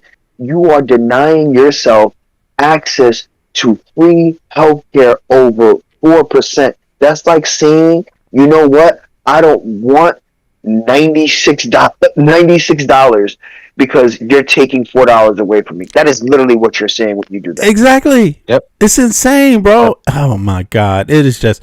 And Yeah. Go ahead. Yep. The groups that are doing this, though, I mean, again, you can follow the money on this. These are billionaires, which have convinced these people to go out and die for me, kill for me, like riot for me. And these billionaires are getting these tax breaks, and like Graham Plattner talks about. There's a thing up there about the trans. Like there's this big trans movement going on in Maine right now. Okay, there's 2 trans kids including sports there. 2. Right. But yet, what they're doing this for is because they're funded by billionaires who don't want you to tax them. Instead, they want you to focus on your real problem, which are the 2 trans kids in Maine, or the 50 trans kids nationwide, including sports. 50 out of 500,000 kids, including sports. There's 50. Mm-hmm. They're your real enemies. The migrants are your real enemies, and so it's just like we're screwed because you can't combat. You can't combat misinformation to a class that is poorly educated and is constantly fed right-wing propaganda. You can't fight it. Yeah, bro, I understand you. It's hard to combat ignorance. Ignorance is dangerous. It's dangerous. It's dangerous. And you know something else, bro? Let me just say one more thing about this new tax plan for the Danish government, what the new government has put together. First of all, Denmark's already been strong social democracy. Period. It's called the Nordic model. But this next extension, I have to say, I have a strange suspicion that Americans need to watch. That they know these. I'm telling you, Danes are so clever, man. They understand that this is exactly what Americans are, with right-wing extremists, with the billionaire class are against in the U.S. And I think they did part of this in the back of their mind is that they're showing everybody there's no excuse. You can be a strong capitalistic country and do this because this is what we're able to do. Why aren't you? They're showing American people, and they're clever. They're saying you wanted to attack us. You wanted to insult us. How we're going to do it, we're going to do you one better. We're not going to insult you. We're going to expand the rights for our citizens. And let the intelligent Americans that are smart enough to figure it out, that to be like, oh, damn, because they are really saying, American citizen, wake up. You're being robbed. If we can do this here, you could easily been the leader in doing this kind of progression. But you're letting these government officials, you're letting these billionaires really walk all over the country because the elected officials are there for the people, not the billionaire class. It's not the billionaire class that's supposed to be telling everybody else what your rights are. The billionaire class benefited from our taxes. They benefit from our military. They benefit from being able to exist in our nation. So why don't they see it that way in the U.S.? I mean, I'm not saying that the billionaire class is the same everywhere, because you can see they're not in charge in Denmark. You can see that there's different kind of billionaires. There's some that love the country, some that are just here to get a dime. But the ones that are just here to get a dime ain't going to get away from loving this country, Denmark. You see what I mean? And we need to handle business that way in the U.S. too. You can't just have a business in the U.S. and get away with not loving the fucking people and the country itself. These billionaires in the U.S., they're not patriots. They're not patriots at all, man. They're fucking sellouts, bro. They sellouts, man. They're in love with money, and remember, the love of money is the root of all that's evil. And yet they love money more than they love their country, and they can afford to spend as much money as they need to get those guys to believe whatever. Trump has created a cult that falls from misinformation, and as a result, they can feed the misinformation about who's the real enemy, and that's what Trump is preparing them for, and that's going to last way beyond Trump, way beyond Trump. I mean, look at what's going on in Los Angeles right now. This guy Spencer Pratt. Spencer Pratt is running a campaign on misinformation, and he's got 29% of the vote. That's so terrible. And ignorance. Ignorant people just going to vote for his ass. Of course. They're going to vote for him, man. It's so sad. So I think you have more hope than I do. I think we're screwed for a long time to come. You know, we're screwed for a long time to come. They've dismantled a lot, you know, including the Board of Education, and you know, obviously they've retorted back to the states, right? Because that's the conservative, you know, ideology is disguise, you know, racism, gerrymandering, all under the guise of states' rights. We're not trying to impede on you, but we'll leave it up to the state, right? Right. And that's the sad part. Yeah, they kind of trying to. Yeah, they on one hand they believe in state rights, but on the other hand they don't. It all depends on what policies you want. You know what I'm saying? They just flip flop through it. I'm not. I believe I'm hopeful. I'm hopeful, but it's sad. It's sad for the reasons, because I'm hopeful for one reason. Like, every country is different, and you shouldn't try to make all countries the same. That's not what I'm about, right? Because you know, moving in the same direction is one thing. You don't have to be at the same step. You know what I mean? Everybody takes their time and does it in the speed that they can do it in. Once they recognize what they should be doing, once they recognize what good governance is, you move in that direction. But I'm faithful in the American people. Sadly enough, it's because I believe that there's internet out here, and as many has been fooled, there's more that are waking up to understanding that this regime and these billionaires have cahooted against the American people. Did I say that right? Colluded. I'm sorry. I said cahooted. What the fuck? I just made up a new word. I'm sorry. Colluded. That's what this is. And yeah, exactly. Speaking of Bonics today and shit out this motherfucker. You know, what the fuck? Colluded against the American, like, straight up. If you think you're in a place where you're blaming some other party, just drop it and just start saying it's the billionaires. Yeah. Parties lean towards the Republican Party leans billionaire heavy, and they lean against the people heavy. But the game, to change it, you have to understand what the point is. The billionaires have used the Republican Party to reach their means, and they will use any party to reach their means if the American people are not aware. If you're not aware of what other Western countries do, you will be left out in the cold, bro, as a citizen.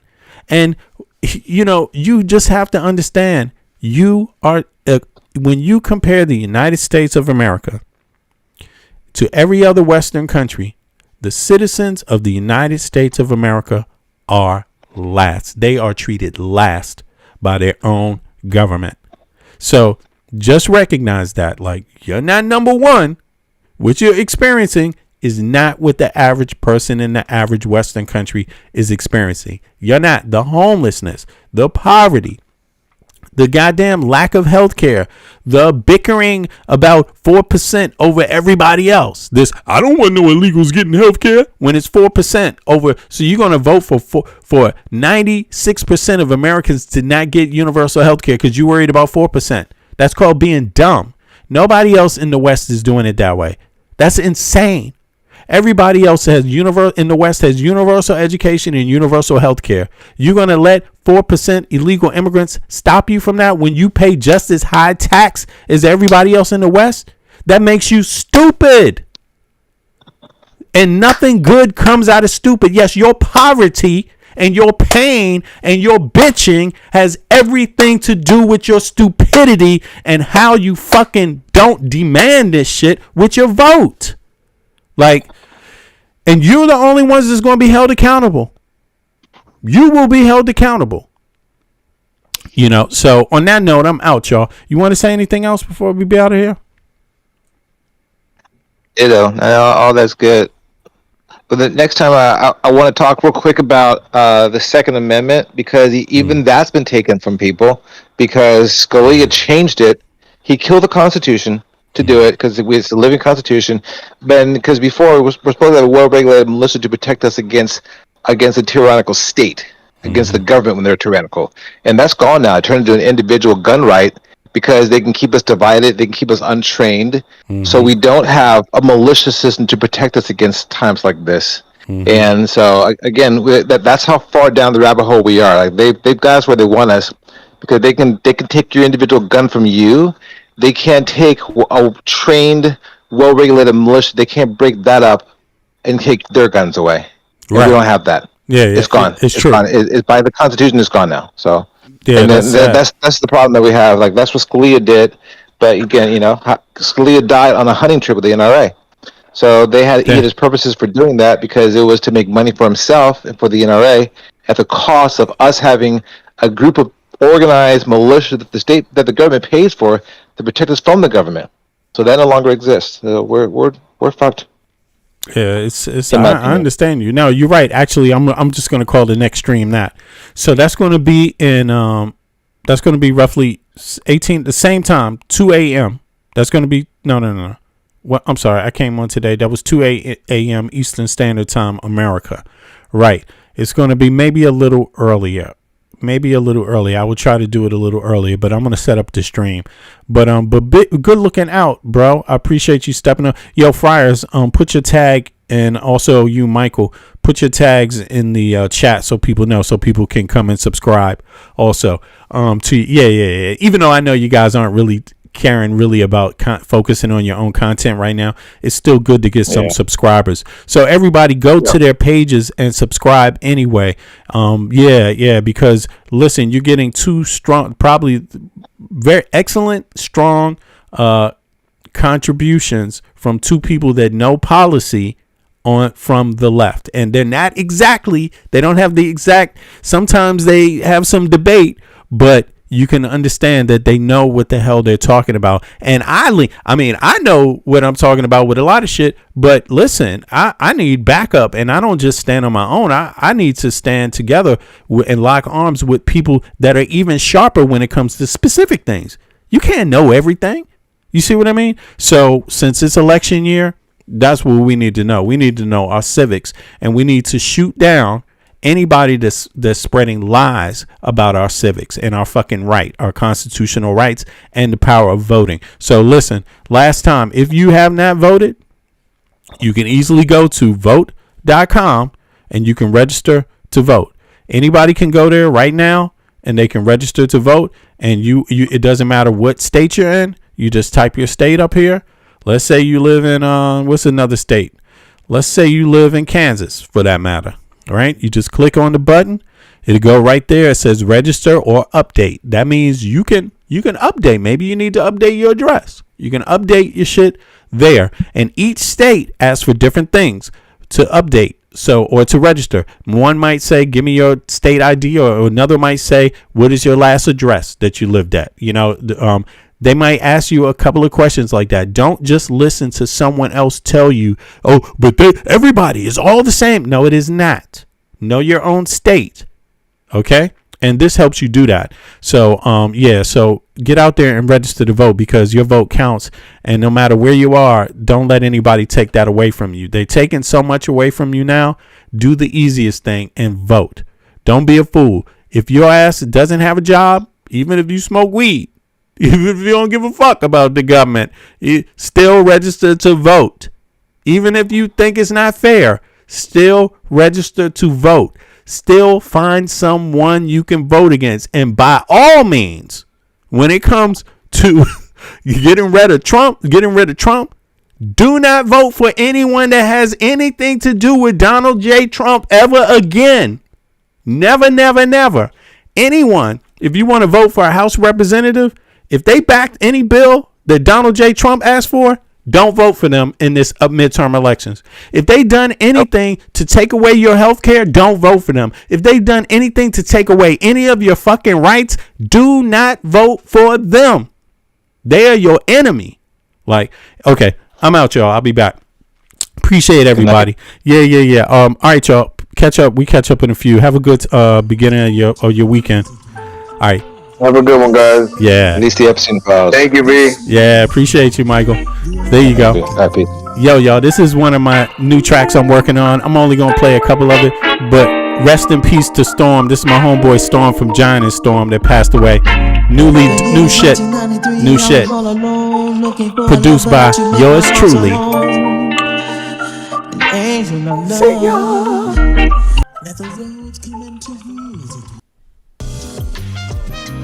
Yo.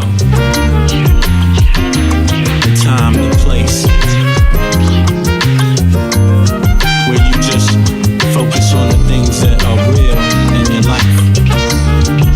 Cause the others, they ain't got what's necessary, the necessary ingredients.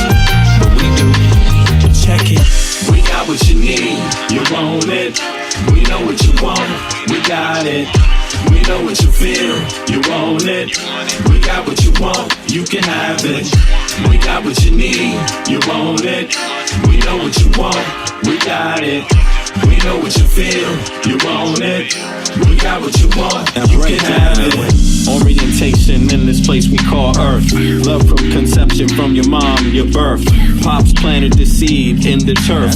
From there, you must find out what life is worth. Grew up learning your do's and don'ts. Before working on your motor skills, working on your coordination, right? And orientation to what your life. The brand new thing, so gentle the soul we're capturing. In this distance, the alphabets the kids sing. They celebrate when it's time to go outside. As you get older, you learn to let all the troubles in your life just glide away. Stay focused, keep it smooth, keep you cool. Things in life can make it get rude. If you let it, don't let it. If you let it, don't let it. If you let it, don't let it. If you let it, don't let it. If you let it, let it, let it, what? If you let it, don't let it, let it. If you let it, what? Don't let it. If you let it, don't let it, let it. Don't let it. We got what you need, you want it. We know what you want, we got it. We know what you feel, you want it. We got what you want, you can have it. We got what you need, you want it. We know what you want, we got it. We know what you feel, you want it. We got what you want, you can have it. We embark on this journey to your soul. We wanna have a good time. We embark on this journey to your soul. We wanna have a good time. We do something that you know you can't deny. We're just slipping in and out on a journey, you and I, on a mission to salvation.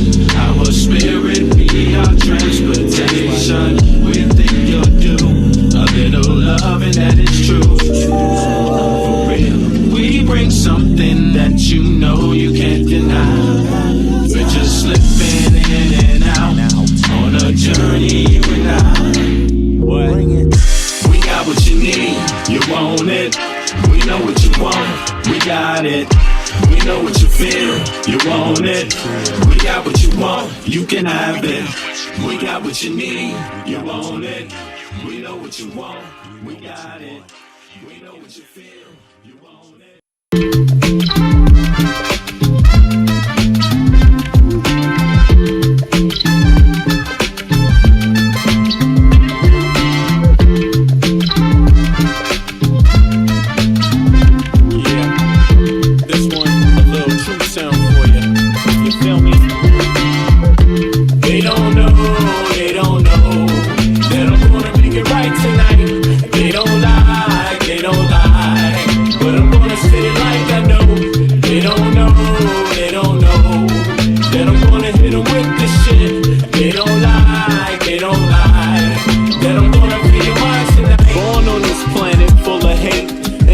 From our harshest past and better than our society's identity. But then again, can you tell me that's free? They explain to you what your mind should perceive, suggest things they want you to believe, like your skin color dictates your race. They're calling you an idiot to your face, like life is much more simple than that. We're all slaves and the cards are stacked. While we fight over problems we can fix, industrialists turn our kids to addicts. The television does a job, introduce you. The radio's right there to seduce you. Keep you locked on the wrong damn track. Cigarettes is just legalized crack. They want you to catch a damn heart attack. They want you to catch a damn heart attack. But stop believing in the flag, it's a trap.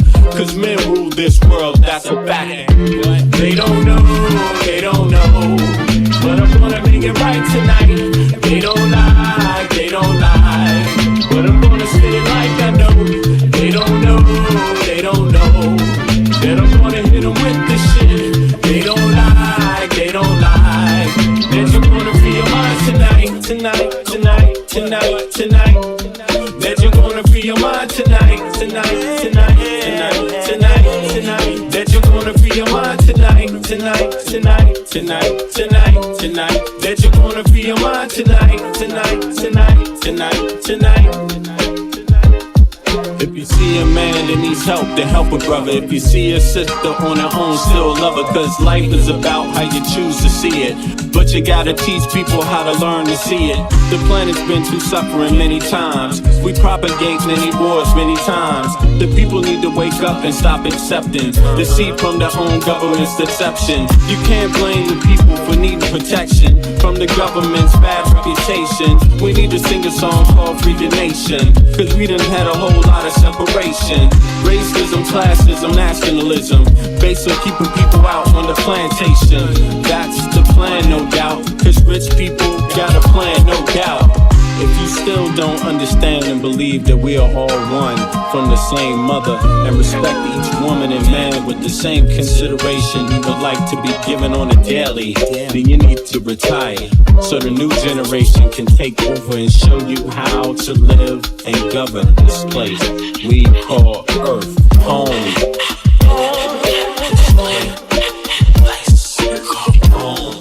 To the human bliss. Everybody here, yeah.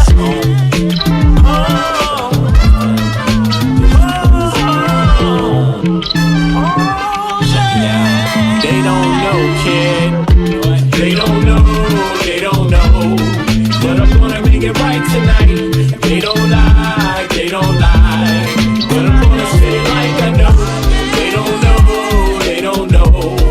That I'm gonna hit them with this shit. They don't lie, they don't lie. That I'm gonna feel mine tonight. They don't know, they don't know. That I'm gonna make it right tonight. They don't lie, they don't lie. But I'm gonna say it like I know.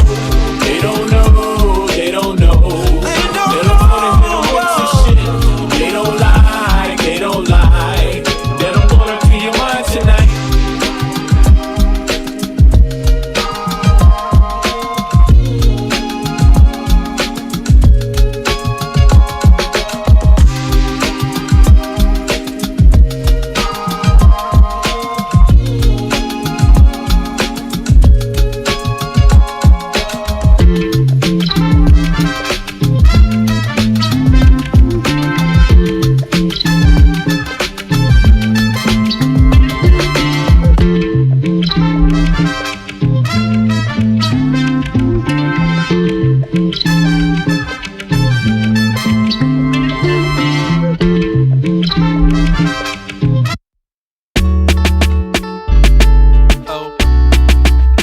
I wrote this one cause I love you, and I want you to love me too, girl.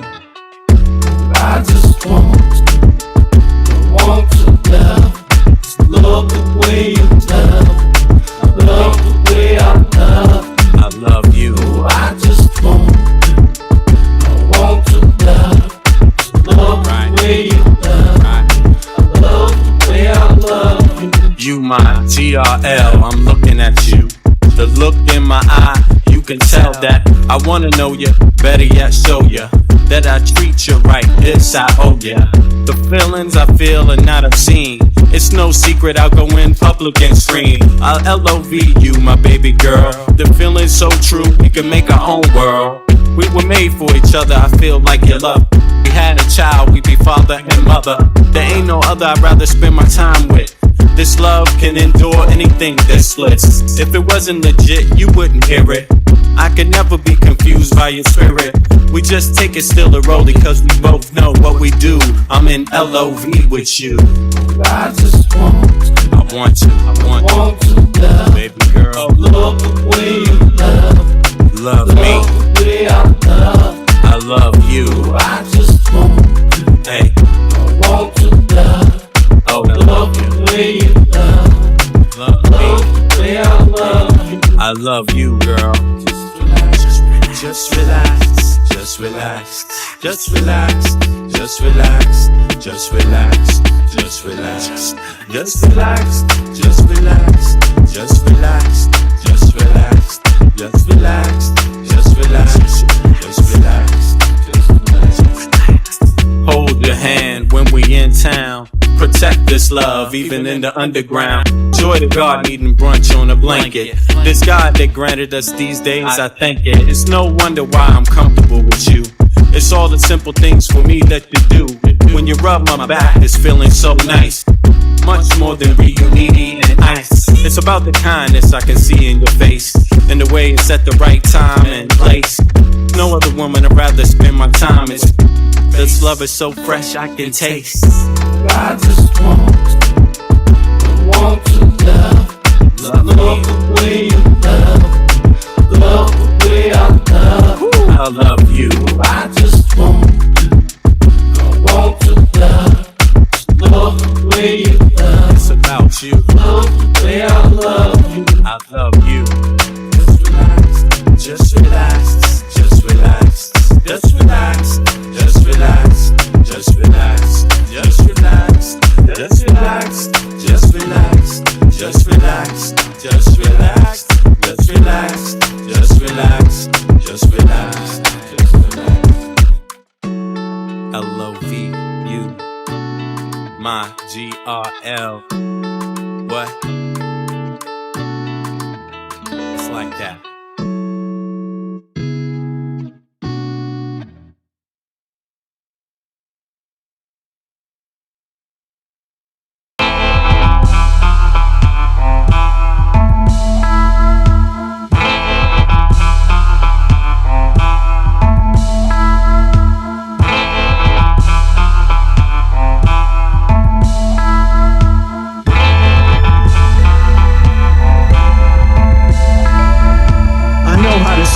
MC when he bustin', but I just back away real cool, no fussin'. I'd rather go kicking in the streets with the bums and use the knowledge to collect what? Some funds, open a non-profit and build a damn school. And this is the story of how a great king rules. There's many that claim to know the local demographic, but don't have the nerve to tell you the truth. It's tragic, but I do, so sit back and let me spit this shit to you.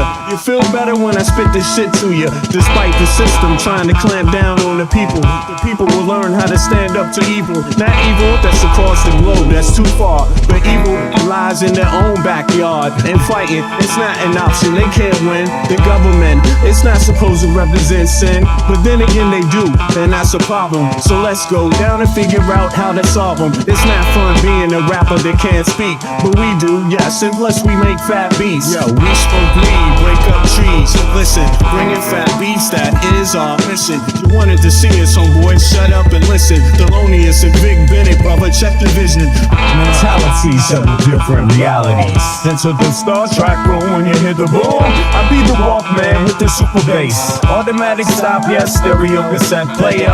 With the delayer, freaky lyrical sprayer. Extraterrestrial rhyme sayer. I be the poetical VIC/master of the ceremony. Testimony, won't you come step with me? I'm on a historical journey, kinda like Sigourney. Implore me to represent the attorney that represents my niggas, go figure. Here's the card, they call me Uncle Vigor. Niggas love your blunts, down your liquors. I be the parallel to the fiction. You're fixated on this brother's nature.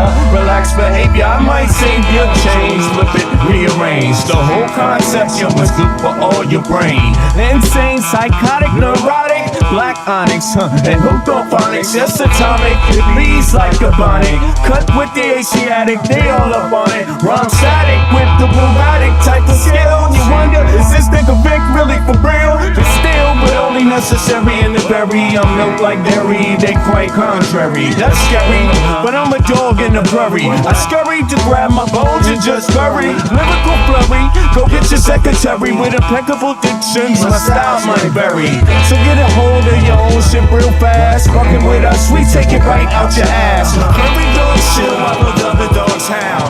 Too many dogs get sent to the pound. Back on the hill, me and my peeps just lounge. Prairie dogs, we keep it on the down. Splatter, don't like none splatter. We try to climb the ladder, wicked men get better. They make it like slatter, but it really don't matter. Cause you know we coming back to our sons and our daughters. The father who know how to protect ya, and the mother she will never neglect ya. Through divine nature the people respect ya, and in this way I deliver my lecture.